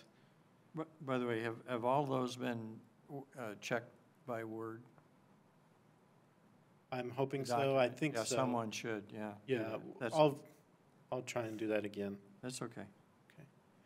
Now on page 7-5, or section 7-145, our permanent freestanding signs. As far as permits, in that letter A, sometimes you have multiple tenants on one single monument sign, and if all they're doing is replacing the plastic, that would not trigger the need for a permit. That's what that second sentence in that. We struggle with that a little bit, because we had a conversation about it, because it's a chance to look at a sign, which is always good, but I think it was fair to, if you're gonna provide a compromise somewhere, this is it. Yeah, But the- that's okay. Yeah, I don't. The problem see a with problem most signs that you pop out the panes is that the sign tends to deteriorate while the panes keep getting changed. And so no one ever takes a look at the sign, but Yeah. it's not a big enough issue to, to force that conversation right now. In letter D, you'll see that we copied that same 7,000 square foot daytime, 1,000, or I'm sorry, nit brightness daytime, and then 1,000 nits in the nighttime, just to make sure that it's reiterated for these signs as well. The other big change is striking letter G, which is the commercial driveway visibility triangles. In my experience, that's not an issue, and so struck that. Moving on to the next page, permanent freestanding signs, the specific regulations. This will be your monument sign that you see out front. We're actually proposing to reduce that down to 78 square feet overall structure. That would still allow for a 45 square foot sign area, or 9 by 5. Where you get the rest of it is the 18 inches that we require on either side, as well as the 18 inches along the bottom. That has to be a brick or a stone or other masonry. There's the sign face offset, just clarifying that it's an internal offset or recessed. So what that does, as far as letter C, maximum height, that reduces it down to 6.5 square feet from the standard of 8 that we have today. We had a lot of discussion on these minor issues, but they have to do with the quality of the sign. Yeah. From the different angles you look at it.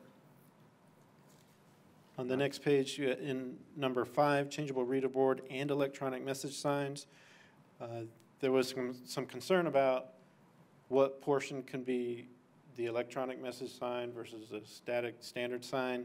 And so this is to clarify that any changeable reader board or electronic message area can only be 50% of the overall sign area.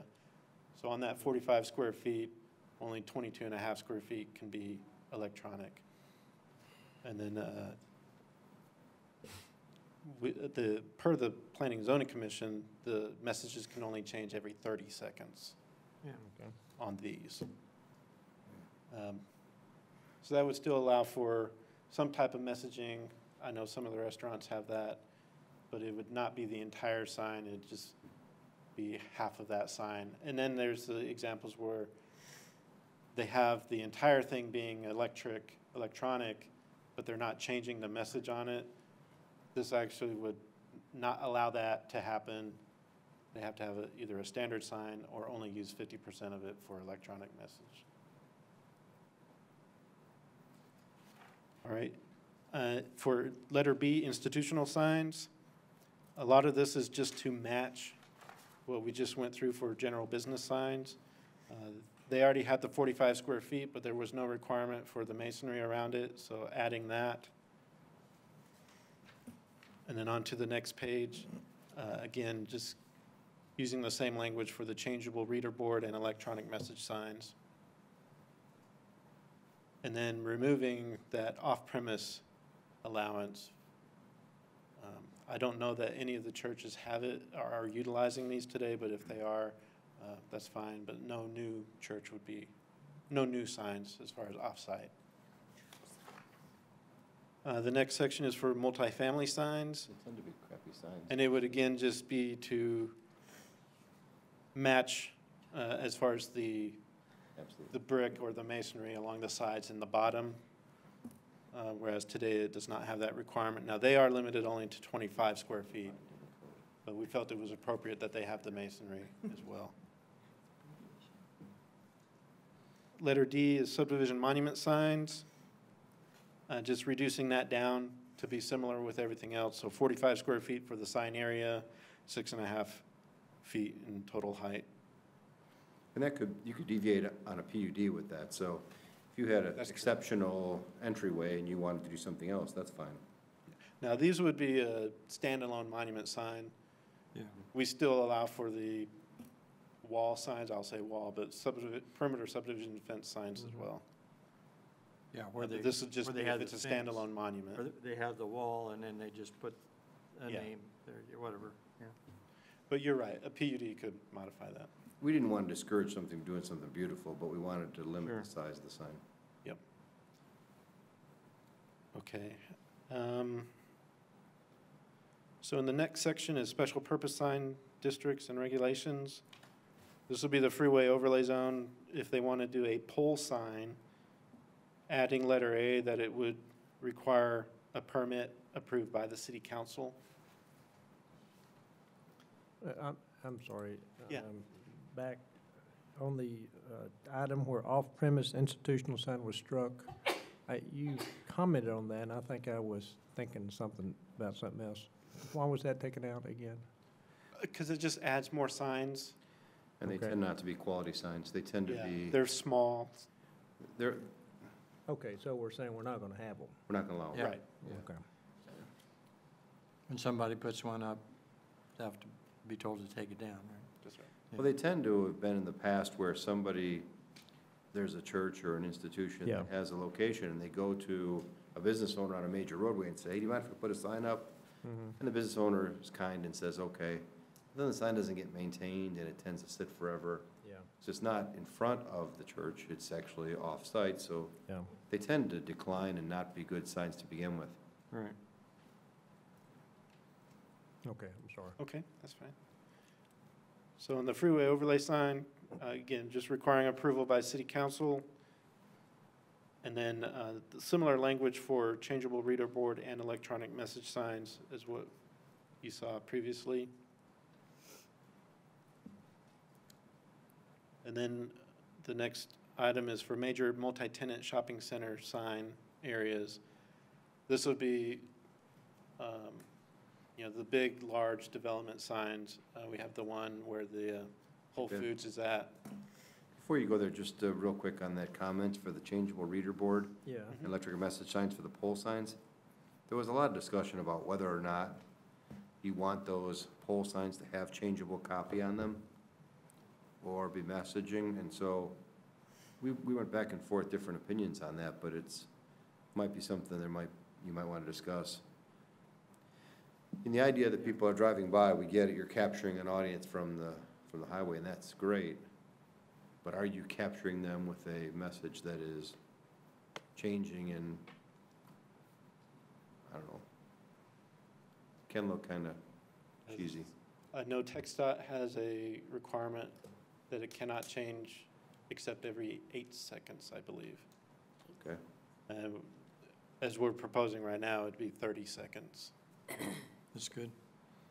I get it. How do you ensure, so, on 121, that it's a sign for that business and not a billboard sign that's? Well, it has to be for the business. Okay. That's clear, yeah, that part. Okay. Right. Yeah, it'd be on-premise advertising. And it has to be approved by the city council, which is another threshold. Yeah. Yeah, we actually do not allow any off-premise advertising. Okay. So what was the argument? I mean, you had the note here about option is to eliminate it, so it was. Yeah, that's what he was saying. P&Z talk a lot about it? I just don't like changeable It was more internal. Oh, internal, okay. And I presented at the work session as well, but Yeah. it's still an option. We can go that direction. This is what the Planning and Zoning Commission was comfortable with And as an So- alternative. Yeah. I understand it's an economic development tool, but I have a problem with businesses that change the signs just to change the sign. And so I get it, but it's just, sometimes they can look, I don't know, less than ideal. Yeah. Very seldom do they look fantastic. Yeah. And so I tend to lean on the side of not liking any changeable copy. And this is an example of where you're attracting people from outside your community. So maybe it's a time you need to be more competitive, but I don't see a lot of changeable copy on 121 right now. And so I don't see that we're at a disadvantage competitively. And I think it could look a little bit less than So ideal. what would be appropriate in your eyes? Well, I think when you have a pole sign, you already have a challenge. So because you're already doing something that's a little bit, out of the norm of what you'd want to do with signs now as far as quality. But you can still make a pole sign look nice and be in keeping with what the quality of the business is trying to portray with the name of the business and the type. But when you start going into the video, you start getting into an ability to apply variety to that. And variety is a good thing from advertising, but it tends not to evoke quality. Yes. It tends to evoke.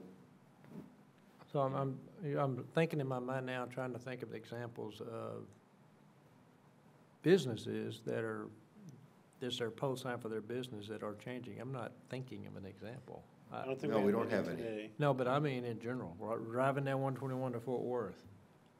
There's billboards that change. Yeah. Like a McDonald's not or the others, signs. none of those are changeable signs. The only thing I can think of in the past is gas stations traditionally will have them. Yes. But So that's, in Abilene, there was quite a few that took advantage of this. They were fairly small, but Sonic actually is a good example. They had their ads that were scrolling through. Sometimes they had like tater tots passing by. Well, yeah. You're not helping. I'm with him. I'm with him. Even if they had the static image, Yeah, 2 burgers for $2 during Yeah. their happy hour, right. then they would change to 99-cent fountain drinks. Yeah. And then it would Yeah, change to I something got you, else. but See, I that's- don't, I'm thinking Sonics, all those, I don't see those around here. but that's not what a pole sign should be for. That's what a billboard's for. What a pole sign should be for is identifying the business and its intended purpose. Yeah. So Bob's Steakhouse. Okay, that's telling you there's a steakhouse there. And the quality of the sign tells you pretty much the quality of the restaurant, you know? Yeah. I mean, and so that's what it's intended to do. The idea that it displays merchandise, which is what you're talking about, which is a great example, I think it looks kind of cheesy. It's not- It doesn't evoke the quality, the high quality standards we're trying to. And especially when others on the corridor aren't doing it, and so we're supposed to be a step above. Yeah. So, I don't know, I just, That's definitely an option. We can remove it from this section. Tater tots. You remember that? Tater Yeah, tots. what do you, yeah, no tater tots, what do y'all think? Come Oh, I'm on, with you. Tater tots, yeah. There's one sign on 26 that's You had me on. been there for a long time. It's a business that located from across the street here, up north. And it has degraded to the point I'm not even sure it's operating right now. Not right anymore. Yeah. Okay, so am I hearing we like the city manager's opinion? Yes. Yeah. Okay. I'm just saying. I'm not a big fan of neon either, but I've seen some eclectic signs that have started to use neon in a way that does kind of is cool, so I'm not opposed to that as much, but yeah. Yeah, okay. Quality. Okay. So the major multi-tenant shopping center sign areas, reducing the height slightly to 30 feet. They have a maximum base dimension of 14 feet for each side. And then sign area is 5 feet by 10 feet for the maximum area. We've added this minimum height of effective area of signage, 12 feet for the center identification, where it will identify what the shopping center is, and then for the other individual businesses and tenant identification, 8 feet. So that would put what the intent on that is to have the shopping center label above the individual tenants. We struggle with this conversation, but we didn't want to have a situation where you have the shopping center identified, and then you have the small signs on top of it. It just felt wrong. And so the idea was the center is identified, and then there may be smaller panels underneath it, but it shouldn't be for every business. It should only be for the, you know, the major primary, Yeah. the major tenants. I don't think this is drawn to scale. It's probably not. Yeah. The height is 30 feet and 5 feet. You've got 5 there, so it's definitely not. I'll see drawn if to maybe scale. we can update this. Yeah.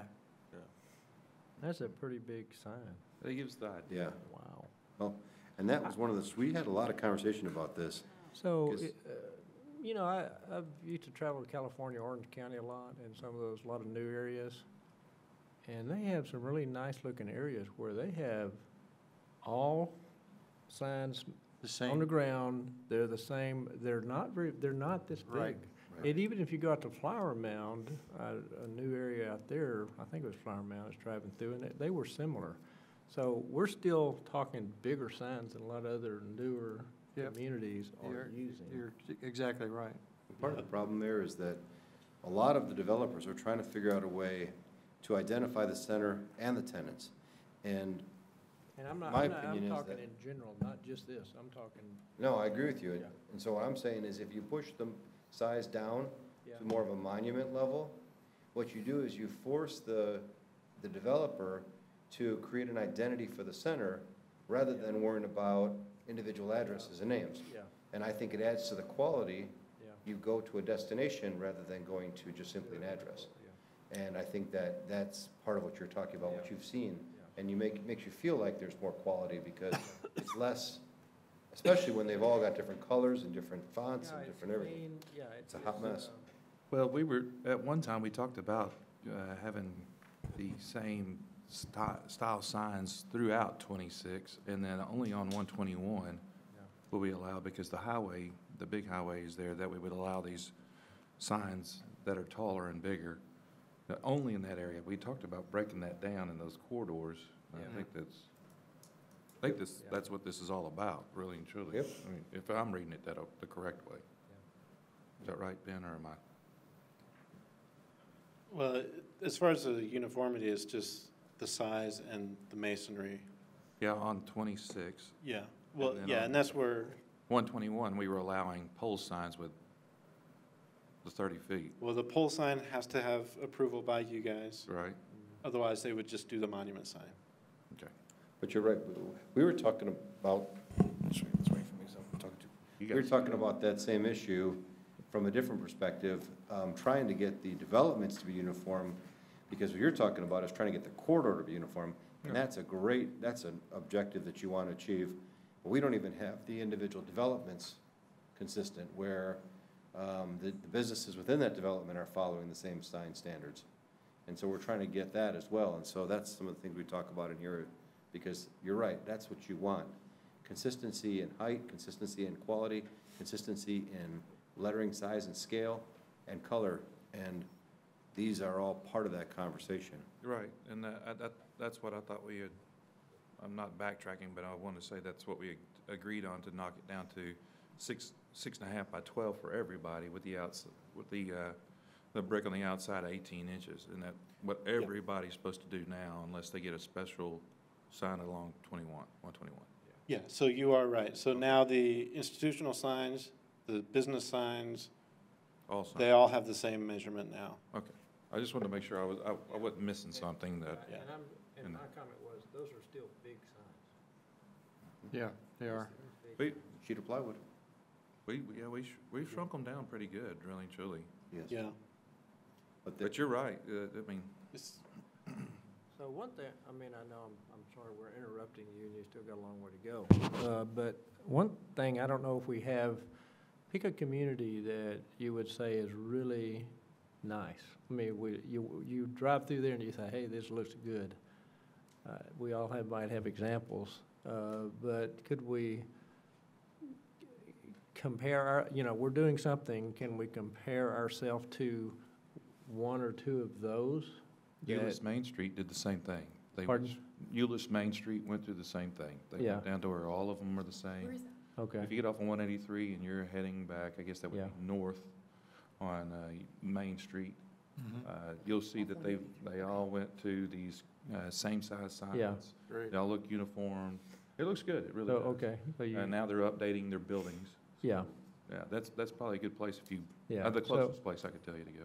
Yeah, I was thinking, Mark, you know about Flower Mound. Yes, sir. Have they got a consistent set of signs and smaller signs, or am I thinking of something else? No, they do. So they only allow the monument signs. Yeah. No changeable copies allowed. Now, Okay. there are, I think, 2 businesses that have a grandfathered changeable copy Yeah. sign. But other than that, it's the monument sign with the stone. Yeah, and where it's noticeable is out in those roads that are new. Nearly everything's new, and so it becomes very obvious then. Hey, you can tell the difference. And the only the only variance to the ground sign, I do allow some elevated signs, but just for major shopping centers. So there's a Super Target Center, an Academy Center, Lowe's. They allow larger, taller signs, but still the very high-quality stone materials. Yeah. And they allow the major tenants, so only the anchor tenants, World Market, Target, the bigger tenants. So what is that street when you go by Grapevine Mills and head on out to Flower Mound? What is that? 2499. Yeah, so that's probably where I was driving down out in there where it's new. That's the main way into Flower Mound. So if you get a chance, drive down there and just see if it impresses you, because one thing we could do is whatever we do here, then pick up what have they done and compare what we're doing to what did they do, or we're going to see similar. I like that, and I know where you're talking about. We go up there fairly frequently too. Well, now's Little the time to do Euless it. or Nice. whatever. A little bit later, you're going to hear us talking about channelized letters Yeah, and, okay. and externally lit signs, because those also add to quality. And Yes. so some of these Yeah. things are Yeah. trying to get toward that standard, Yeah, okay. absolutely. Okay, Yeah. so, And sorry. we might follow this up with a talk on corridor overlay requirements. So these would be general along all streets for all commercial buildings, but then if you want to do something extra for Which kinda Colleyville gets Boulevard, then we can do an overlay. What Bobby was talking about. Yeah. Okay. All right, But Ben, real quick before we leave that subject, I can tell you right now, if you had a major shopping center come in, you're gonna do a PUD and you're not gonna let them put that sign up. Right. Well, I will state, these do require approval by city council. Right. You're not gonna allow that, but, Yeah. so. You're talking That's a about, good point, too. you're talking about the pole sign, or you're talking about the monument sign, the extra tall monument sign that we're being Talk talking about the landmark sign of the Yeah. 30 feet. Both of them Yeah. require. So the pole sign, we added that it requires city council approval. These already had that requirement. I would clarify that a pole sign on 121 might be something we would allow because it's the only way for that business to draw those customers. And I used Charlie Hall as the example last time that, Hall's, they've been suffering with an old sign and they wanted a marquee sign because it's hard to see him down there, but, right, correct. He'd be an example of a pole sign that makes sense. But the major shopping center landmark sign up on the Northern Gateway doesn't make sense to me. Unless it was, if it was a stone, type building and it just happened to have the name of the center on it, that's not a sign in my opinion. That's something that is bringing about the quality of the development. I agree with you Something on that lists that. all the tenants, doesn't make any sense. Yeah, and that was just one of the things I wanted to make sure that we weren't, some big developer wants to come in and develop that into this huge shopping area, and I'm just, are we gonna allow them to put some kind of monument sign out there with, a large one with their name on top, and then the verbiage underneath on the different shops, kind of like what we did for Ross Downs up here with these guys. They got a pretty good size sign that's got all. And the one challenge with that is absolutely you can do that. The one challenge is you have to have them identify one or two key tenants rather than every tenant. Otherwise, the letter gets so small that you can't read it anyway. I agree. I So think you that lose the essence of it. But yeah. Absolutely. Quality can again, create an identifier that helps, set the tone for the development where, especially when you have the buildings in the background where you can read the building sign from the road, why would they have to be on a monument on the side of the road as well? Right now, we have, 6 buildings in a row, they want 6 monument signs. Correct. It's like, whoa, you don't need all that, you're 45 feet off the roadway. Your sign on your building should be sufficient. But if you're gonna put a monument sign, it should be small, stone, externally lit, and quality. I agree. Well landscaped. I just wanted to make sure that we weren't saying exactly 100% no on that, but. Well, that's why we're trying to, if you notice some of the stuff that's in here, we said we probably wouldn't allow. We're trying to be reasonable, but at the same time be. With council's approval and. Yep. Well, yeah, I agree with you. Okay.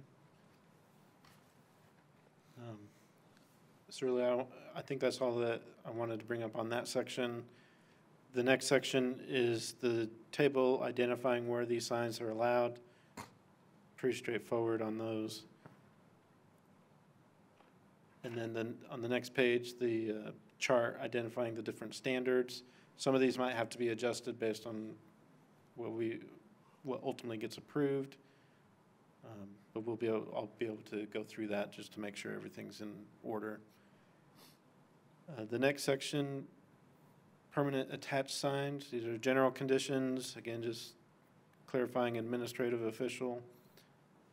And then we get to the next section is the specific regulations for attached signs. The first, letter A, deals with awning signs. We've added that they shall only be allowed of a single color, of a neutral tone, and sufficiently opaque and of a high-quality material. And then in the next paragraph, the lettering itself on the awnings shall not exceed 20% of the area and shall extend for no more than 50% of the length of the awning or 10 feet, whichever is more restrictive. Question, Ben, what is sufficiently opaque? It's very You can see through it? subjective, but The light doesn't shine through it and show stripes. They're what? Steak and Shake, or other places that will do an awning that is made of a material that the light can shine through and the awning becomes a sign. Yeah.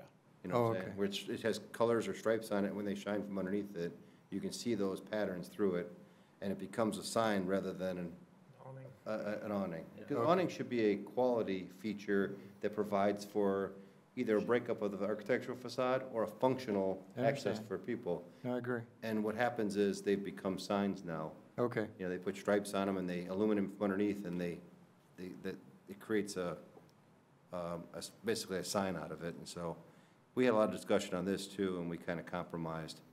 Because I was of the single color nature, and then I was also of the very limited signage on them, but I recognize that they can be appropriately signed.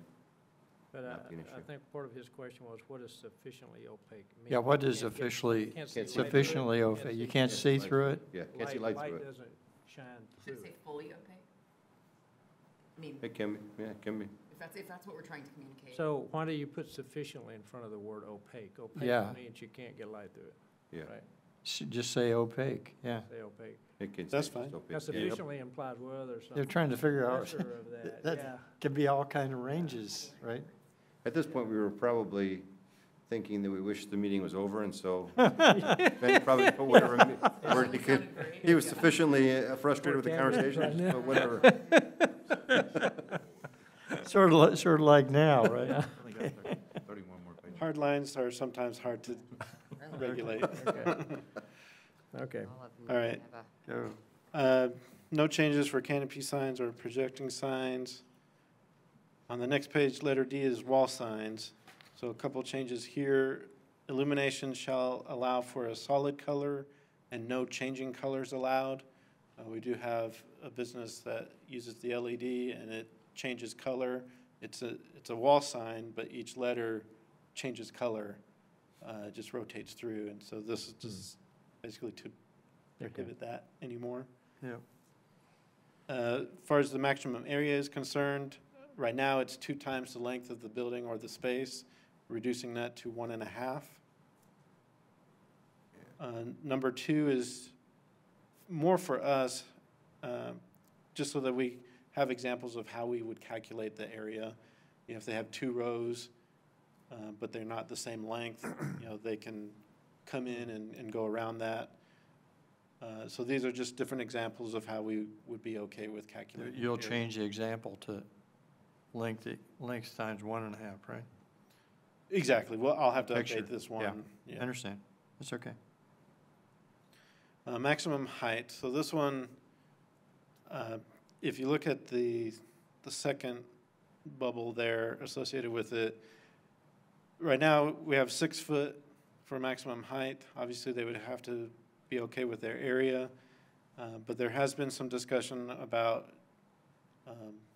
having a variability based on how far away they are from the street. Yes. And maybe not even going to the full 6 feet. For example, I wrote if you're closer than 50, actually that should be, oh, this is the frontage. We can do it either frontage or distance from the street. So this could be if you have less than 50 square feet, then 24 inches is your maximum letter height. If you're between 50 square feet or 100, then 48, and then if you're greater than 172. Or alternatively, you could do a distance if you wanted to do it that way. If you're within 50 feet of the front property line, you could do a smaller letter too. Yeah, we had a lot of discussion on this, and the idea was that you've seen them where they just are out of scale.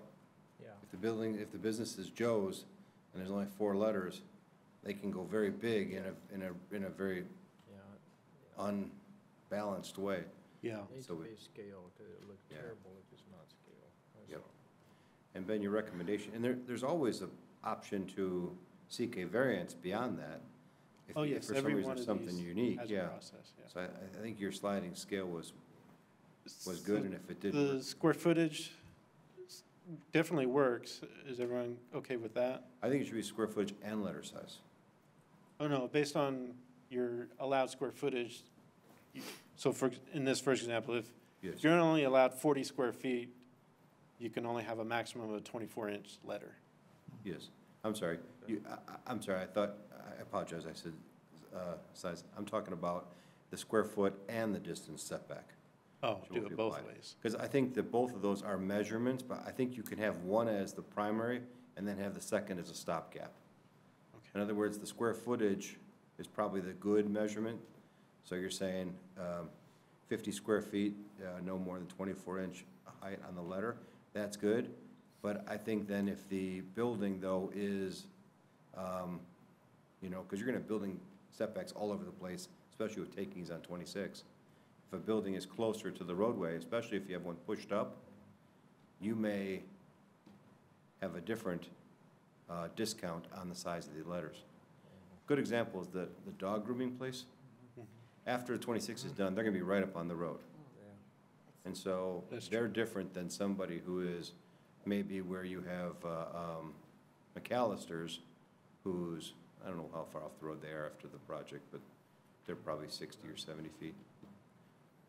But, so I agree with you is what I'm saying. I just think you probably should have. Yes. I know what you're saying, so I'll try and work that in as well. Okay. No other changes for the wall signs. At least for primary business signs. The next is the districts where they would be allowed. I don't think there's any changes for that. Temporary signs, general conditions, again, the administrative official change. And then as we get into the specific examples of temporary business signs, letter E is missing pet signs. I'd rather not enforce that, so striking that. And then letter H, political signs. The idea really is just to not allow them within the right-of-way. Now, in number 2, we did make some changes, although we may have to go back to what we had before with the 8 feet. Is that right, Whit? For political signs? The state law allows up to 8 feet, I think. So anyway. That's been the lowest tested acceptable height. Oh, I see. Yeah. Okay. That's passed stewardship. But really, the big change on the political signs that we'd like to definitely adopt is not allowing them in the right-of-way. So on private property is fine, within reason, but we don't want to authorize any in the right-of-way. And that is consistent with pretty much every other community as well. Yeah. Except Grapevine allows them in their median. Oh, they do? Yeah. Yes, they do. Right away. All right. The next change is on page 7-20, window signs. What we've changed is that the 25% would be for any individual window pane. So sometimes you have a set of windows right adjacent to each other, but it is separated. Right now, you can do 25% of that area and have a fairly large sign. What this is saying is that each pane only allows the 25%. So for example, right behind you, you have a bank of windows, 25% of one pane. So let's go back to political signs. Why Okay.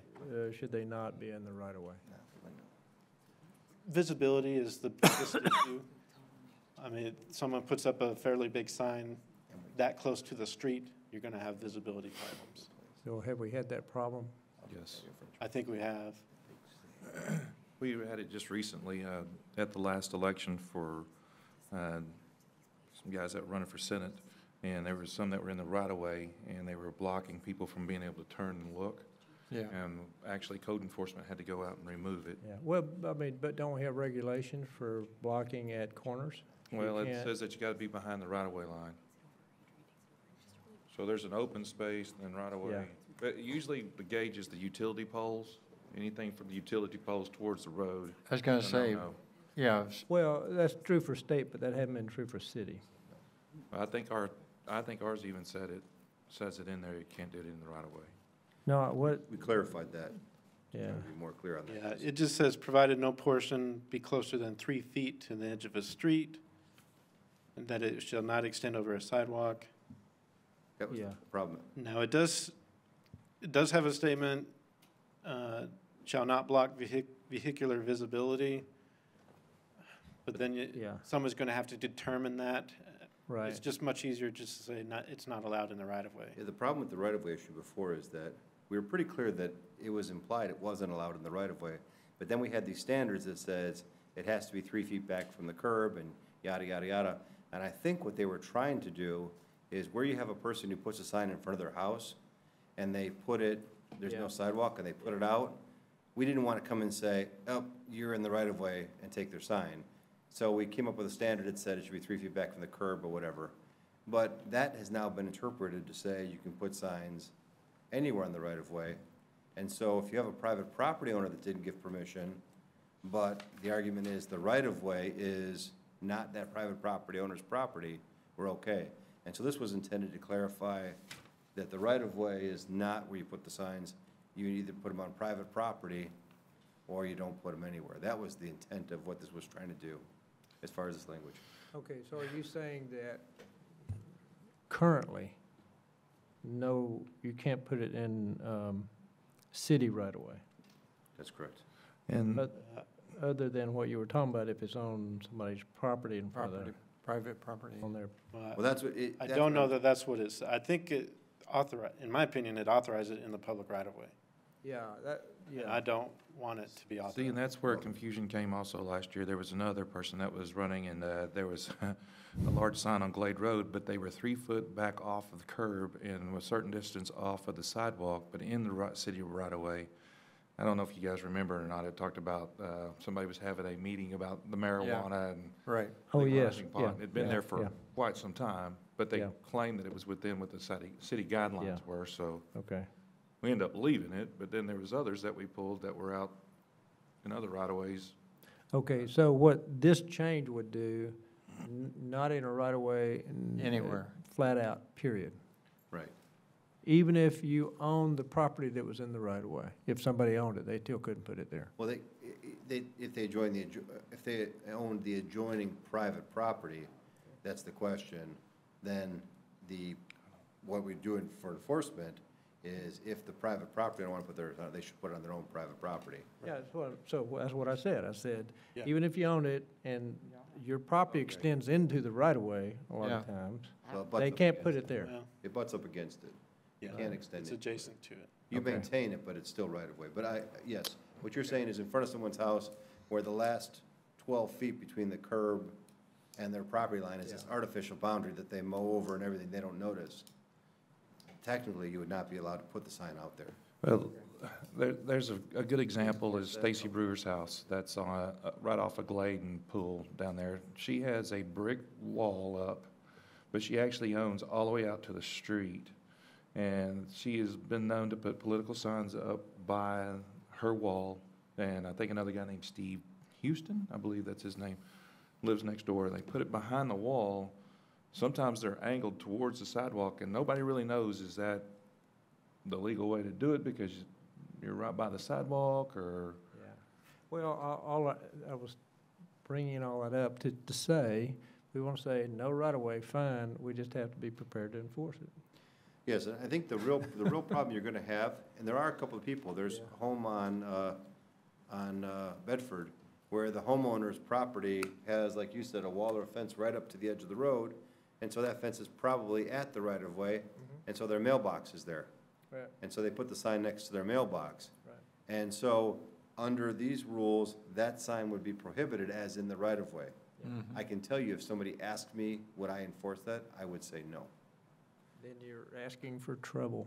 I agree, but I'm just saying that's the answer. So do I'm we? just giving you the honest answer. I know. Because there's a Yeah. difference between somebody who put it up, but technically, you're right. If somebody complained about it, that sign would have to be removed. So with it being private property, should we caveat something in there that says something about private property? Because you're right on Cheeksburger, there was another piece of property that goes all the way out to the sidewalk, and they had a lot of signs along the outside edge. Matter of fact, they had stapled them to the fence as well, Yeah. because they didn't have enough room Yeah. to put the signs up. And so, do we say, if it's private property, we give we're lenient about it, or? That's a good question. I mean, and that's part of the problem. I mean, you could argue that even a person with a fence that's on the right-of-way is 6 inches on their property, and they could place it in that first 6 inches, but you're getting into an area where you're trying to determine what's valid and what's not. The problem with this was that we actually had people in the last election who said to us, according to your code, I can put a sign on the right-of-way as long as it's 3 feet back from the curb. I remember that. And they said, did you get permission of the property owner? I said, why would I need permission of the property owner? Yeah. That has this is right of way. And so that's why we're trying to clarify that issue.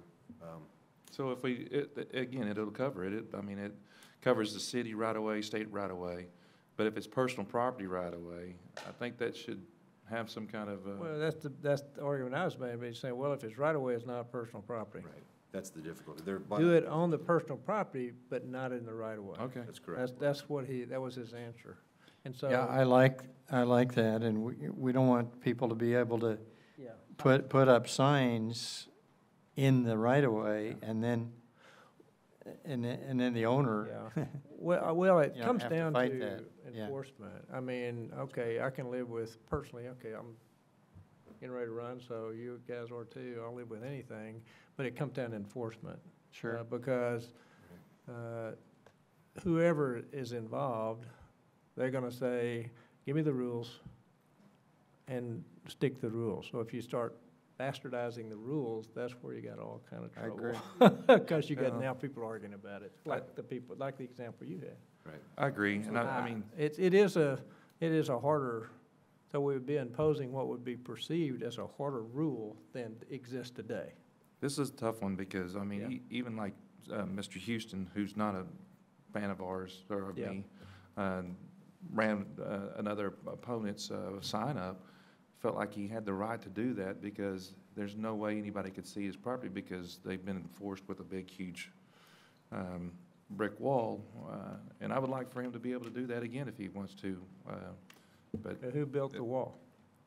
the developer, I'm guessing, of the subdivision of Meadowbrook. Well, but there's gotta be a access in his property that doesn't have a wall in front of it. It does on the front.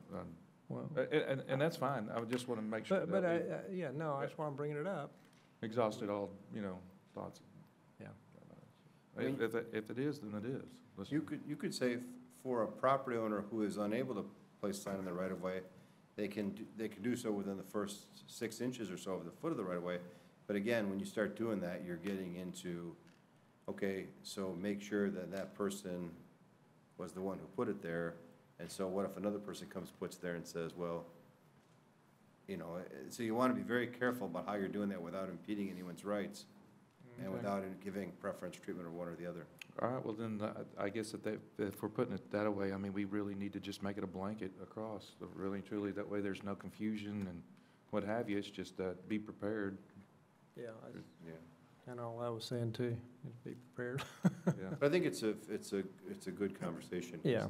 the people who are, most people traditionally put the sign in front of their house thinking they're putting it on their property.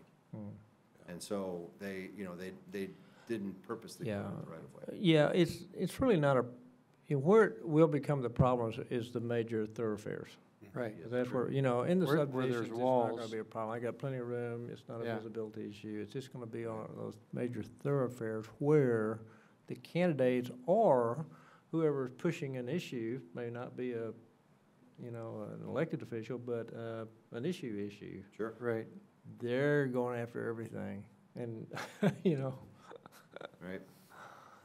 so. So Okay, we've talked remove it about it from the enough. right of Well, we're not voting tonight, so. We'll discuss it later. Yeah, think about it. All right, we're back on page 7-20, and we were talking about the window signs and just how each individual pane will only be allowed to have the 25% coverage for window signs. Those are mostly like McDonald's and Burger King, right? Well, there are also There's a few others. some of those that would put a big, sail in the window, Oh, yeah, for the whole, and it's using up the whole pane of the window. yeah, okay. But it's not using up the whole array of the window panes. Right. Where are we at now? I'm sorry, I've lost Page track. 7-20. Okay, Window signs. okay, gotcha. And then administrative official again, but then letter O, this was added. This would be allowance for signs adjacent to roadways under construction. So this would be for temporary signs. We would allow for where a roadway goes under construction for 6 months or more, they'd be allowed temporary business signs, but the timing on those would not apply, which right now you can have one for 30 days, You have to have 30 days with no sign, and then you can have another one, but only 3 times per year. They would be allowed to have one the entire duration of the project. Yep. Again, so it'd just be only for roadways, major roadway reconstruction, so if it lasts longer than 6 months. Do you have any roadways in mind? There's one that's finishing up that some people could take advantage of. Okay, number 26, yes. Yes. A question about the window signs for a second. Mhm. How do you, so typically, I'm thinking of a particular place now in town, has tons of writing on the windows. I mean, over the whole window pane. So it's writing, you know, so it's letters. How do you measure what percentage is covered up? Like, let's say a word was written across. Do you say, okay, it's a rectangle that word is in? Yes. Okay, so that okay, so they're probably Yeah. just violating it because there's writing everywhere. Okay. Yep. They might violate it today. Yeah. Then with this, they would definitely violate it. Yeah. Okay, the next section is just the identifying what zoning districts where these would all be allowed. And then following that would be the specific regulations. So when you say you struck missing pet signs, that means they're not allowed? No, it just means we're not. I'm not going to enforce them. We're not going to enforce it. Oh. We're not Someone puts acknowledging one it as up. an enforcement. Yeah. Right. So. I Can mean, they put, so- can they so put you them up don't- on you get telephone this- poles? They do. Is that wise? Because that means Signs you are have not no allowed in the right of recourse way. if somebody starts plastering. But if one's there, I'm not going to worry Huh? about it. It's just a missing pet sign. The judgment call. Yeah, but there is no judgment call if you take it out. There is none. So the standard is no signs in the right of way. So if they put one on a telephone pole, it should not be there. So if we see it, we can take it down. Okay. Good And, enough. and the standard is if it becomes overbearing or unreasonable or extraordinary, you now got a mechanism to say they're not allowed. Okay, that's what I was after. Yes. If by striking it meant, oh, they could do anything, you're not gonna say a word about it, that's the problem. Because you gotta be able to tell them to take it down if We it's, still love- if it's a problem. If it's a problem, it's Yeah. not allowed in the right of way. Yeah, okay, so 'Cause that, they'll typically that's be on a the, telephone okay, pole that's or the something like violation, that, the right yeah. of way, okay. But when we talked about this, we talked about, okay, let's say if you are missing, you know, something else or whatever, and to identify missing pets begs the question, are you regulating everything? And the answer is no.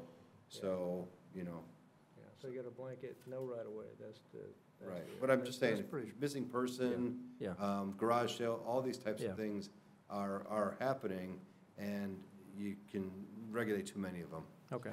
Some of them make sense, some don't. Okay. Okay. The next section is temporary community special event signs.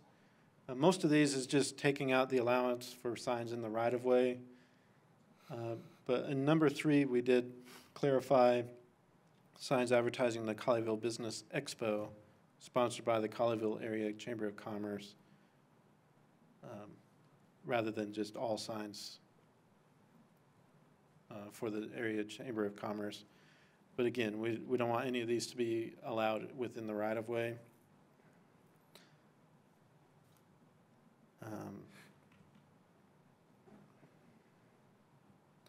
In letter B, So this says, except for the chamber, nobody can put signs up other than on their property? well, including the chamber, that has to be on private property. Yeah. Yeah, so a church cannot have anything in the right of way. It has to be on their private property. Colleyville can. Number 1, Colleyville can. Yeah, Colleyville can because it's the city. Yeah, okay, Colleyville can, chamber can put it on private property wherever. Churches and schools have to have it on their property only. Oh, yes, that's right. Yes. Okay. So are you saying you can't put it in on somebody's lawn? So the Chamber of Commerce can be on any private property. That's the one distinction, but the others, the schools and the churches, has to be on their own property. And we could see a thing where you change it to say the schools you may want to say Well, that schools can be on the, I'm not talking about like a student that's on the baseball team. No, I'm like, if a church is having like their holiday craft fair and somebody sticks the sign in their yard, that's kind of I mean, I'd be okay with them sticking it in their yard Okay. on private Well, property. The true sign advertising their craft fair is on their property.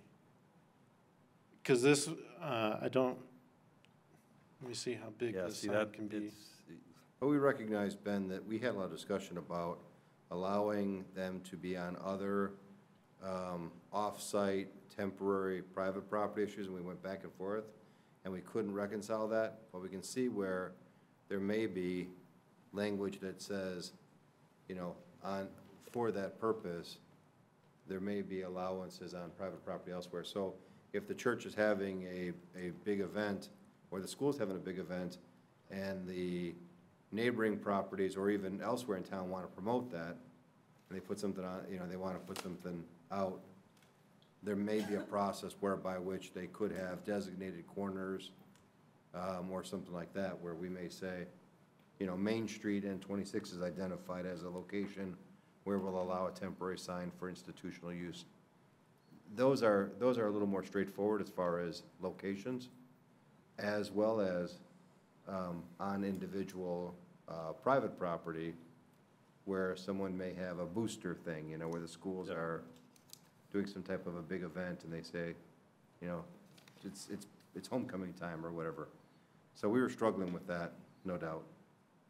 yeah, I kind of think we probably need to do a little bit more work on that one, because I can see where some events we would probably want to be able to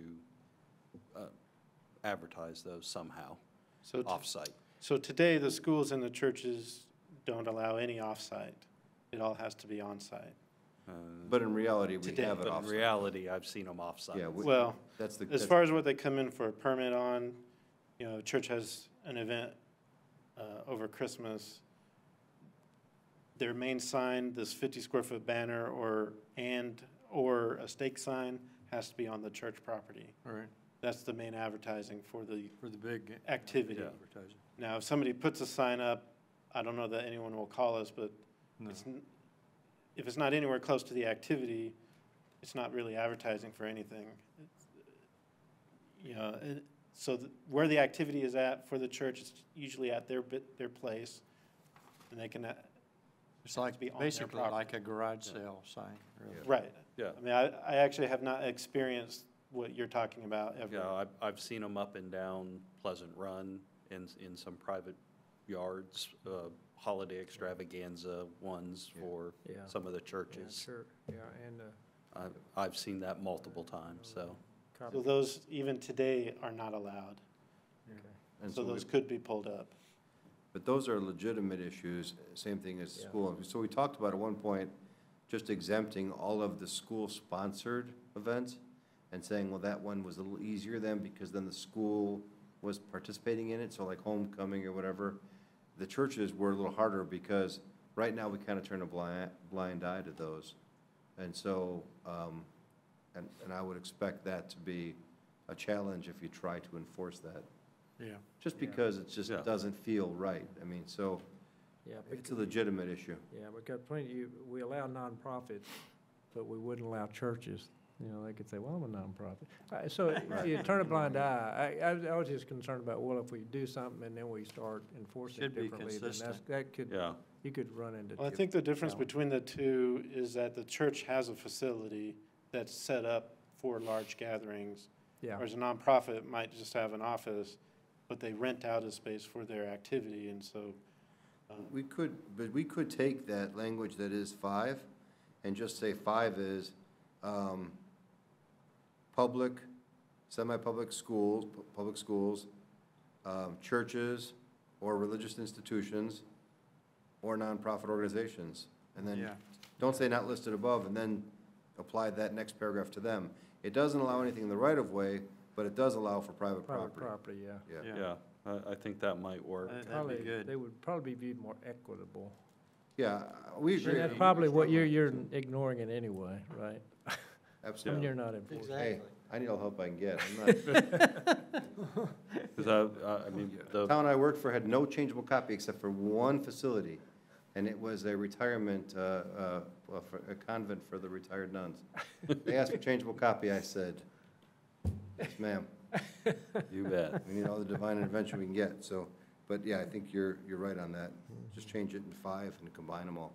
I think so. I That think makes that sense, would man. work better. So just the Yeah. same language across the board? Yeah. So just For for 5, churches list them and- all, list yeah. churches, list public and Semi-public, semi-public schools, churches and religious institutions, and then Nonprofit. non-profit civic organizations. So get rid of basically 2, 3, and 4, and have Just roll everything them all into fall under 5. 5? Yep. Yeah. Okay. I think that makes it much more equitable. Yeah, that'd work, yeah.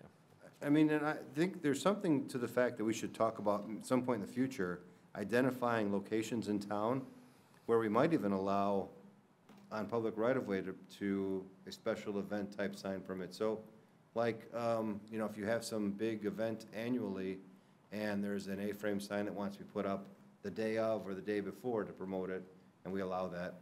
But that would have to be something we talk about at great length and figure that out, because that's gonna be sought after by different groups, Yes. you know? Yeah, we'll talk about that later. After 26 is done, there may not be a space. That's true. All right, so in letter B, the types and maximum areas. Number 3, we struck, we felt that we didn't need to specialize for the chamber on that one, or I'm sorry, that's nonprofit civic organizations. And number 4 is no longer applicable because it was for banner signs prior to June 30th, 2012. So they're allowed the banner and the stake sign, or any at all. Oh, it may not reach there. You should have one. As far, the next change is on page 24, letter E, permit. Other than events sponsored by the city or a nonprofit, community-based organization listed on the city's website. If you're not one of those, then you would be required to obtain a permit. And we do have quite a few that are listed on our website, so all of those would be exempt from obtaining a permit. So special advertising provisions, again, the administrative official change. The Planning and Zoning Commission added under 2 allowable signs that non-traditional balloons and inflatables shall not be allowed. That'd be like the big inflatable gorilla or something. The waving man? Yeah, the way, Okay. maybe the way, yeah. Pencil thingy or whatever it is. And then striking out the searchlight allowance. I don't know that I've seen one in a long time. I really wanted that. I can add it back in if you want. Want to put one of those in front of your house? All right. And then in letter C, onto the next page, a permit. Number 4, permit. Permit shall be required upon review and approval by the city council. These are like the ones that are in town center, where Market Street is. They're along those walls up at the street. Requires, today it does not require approval by you, but this would make it required by you. All right, prohibited signs, an important change under C, portable signs. We wanted to classify all of the signs that we see up and down Colleyville Boulevard. So we want to include the wind sail style, flags, pennants, et cetera, with or without lettering. So any of those signs that you've seen, a lot of times, well, at least the policy or practice today is if it doesn't have lettering on it, then it's not a sign. But we wanted to make sure that it was clear that any of those signs out front would be considered a portable sign, and those are prohibited. Okay. It does allow for a temporary business sign to be on skids where there's no opportunity to be installed in the ground. In a few situations, we have parking that goes all the way up to the right-of-way, and there's not really an island that they can put a temporary sign in. In those rare situations, they can just have it on skids. The next change is on page 26. This would be moving and flashing signs as far as prohibited. Again, not allowing that exception either. Just, it's not allowed. So F says you cannot attach a sign to a fence. That includes political signs? Yeah.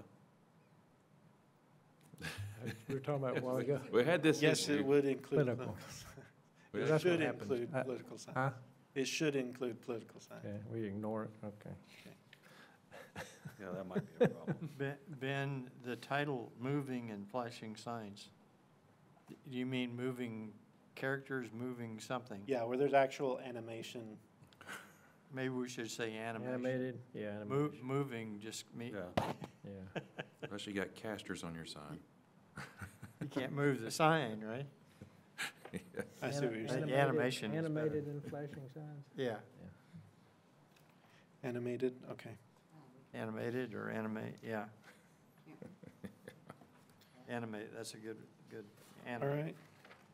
right. The next several changes deal with the administrative official change, and actually, that's it.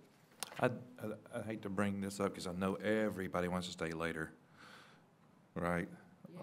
On page 7-6, I've just been thinking about the mayor, what he was saying earlier about those signs along the roadway, and I think he's correct. So if you give me just a few minutes, just a minute to kind of show you what we're, because I know some people are visual.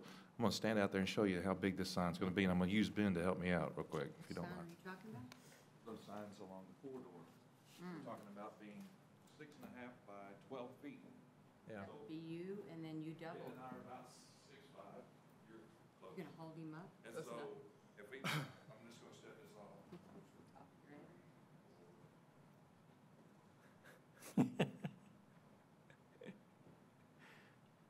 Yeah, Huge. big. That's a huge sign. It's a They're huge. big, yeah, they are big. Corridor 26. Yeah, Really, truly, I think we should be on this. Yeah, yes. I agree. And so, Yeah. I hate to go back up to that, but I think we really need to change that number to something 6 to 6. 1.5 or 6 or 8 feet. 1.5 by 6. Because that's gigantic. I mean, I thought, that's. Yeah, it's big. I really got the. Yeah, and if you really want to see it, the storage place, Macho, Yeah. huge. Yeah. I'm not sure that that's a 6 by 10, really true. 6 That's by the, 12, that's, that might be a little smaller, but it's still a huge. Yeah, it's not 6. that's why I by 12, suggest to don't listen, think. go look at some communities that have those smaller ones, and you see them, and they're nice. I mean, they're not that big. Yeah. No, I'm glad you did. That was a good, Yeah. huge. Yeah, yeah, it's huge. Yeah. That's pretty big. Y'all make a big sign? We do, we make it Yeah, so, The one challenge with your signs, as far as their height, especially along 26, where you have limited right-of-way Yeah. with the taking, is an issue of cars blocking them when you're going to require them set back from the road right-of-way. And so sometimes you can provide relief in the setback so that you'll allow them in that setback. What's our setback off the roadway? 20 feet? 30. 8 feet? Okay, so you allow them. About from the property line? Yeah, from the property line on 26 to the edge of the area of the sign setback. Yeah, the sign setback is 8 feet. And what's the parking lot setback? Parking is 20 feet. Okay, so in that piece of the 20 feet where you start the parking, the sign is located in there, and so if you got the full 20 feet, that works out great. The sign can be in the back half of that. But where you don't have that, because there's not enough right-of-way anymore, and the parking exists, you know, example like Lilium or something, then maybe you provide more relief about the sign in that setback area so that you can go lower and not have to worry about going over the cars. And so I agree with you. The sign face is huge on those, especially when you're talking about a sign that, you know, traditionally is used for a portion for changeable copy and is often a illuminated panel, so it's a lot of brightness coming off. and those sizes have been there a long time, because it was many years ago, like in the 90s, when the sign ordinance was changed and that put in there. And it was kind of a big we involved a lot of people in that discussion. Of course, there was complaining about everything. So you take it where you can, but we don't have to stay there.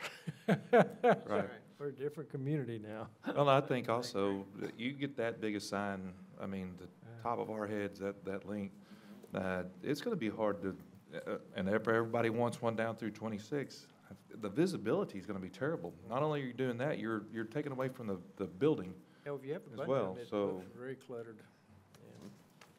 It's a homework assignment. Thanks for letting me waste your time a little longer. Change it. Need to go. It's a terrible image, Bobby. Yeah. Sir? Terrible image, but thank you. Hey. My face looked like it already wore out 2 bodies. Leave me alone, man. This is getting blurry, I mean, you know. What? And my eyes are getting blurry, it's getting late. Oh, this is early You for done? us. So this probably won't be You have back to do next a week public then. hearing. Yeah. I'm just. This is great. All right, we're ready for public hearing. getting Public done hearing by is next open. You're getting it. Have a card from Kathy Hadley, but she must have left. Okay, I was like, ooh. Do you want to speak? Okay. Okay. All right, so we have no cards that are people still here and no one indicating they want to speak, so I'm going to close the public hearing. Public hearing is closed. Thank you. Okay. Now, we've already done 8, we've already done 9. Parties. We do not need 10, so I'm adjourning unless somebody objects. Nope. Nope. Let's Nope, get out of no here. objections. We're adjourned, thank you. Good. Hey, Ben, you're right, it won't be on.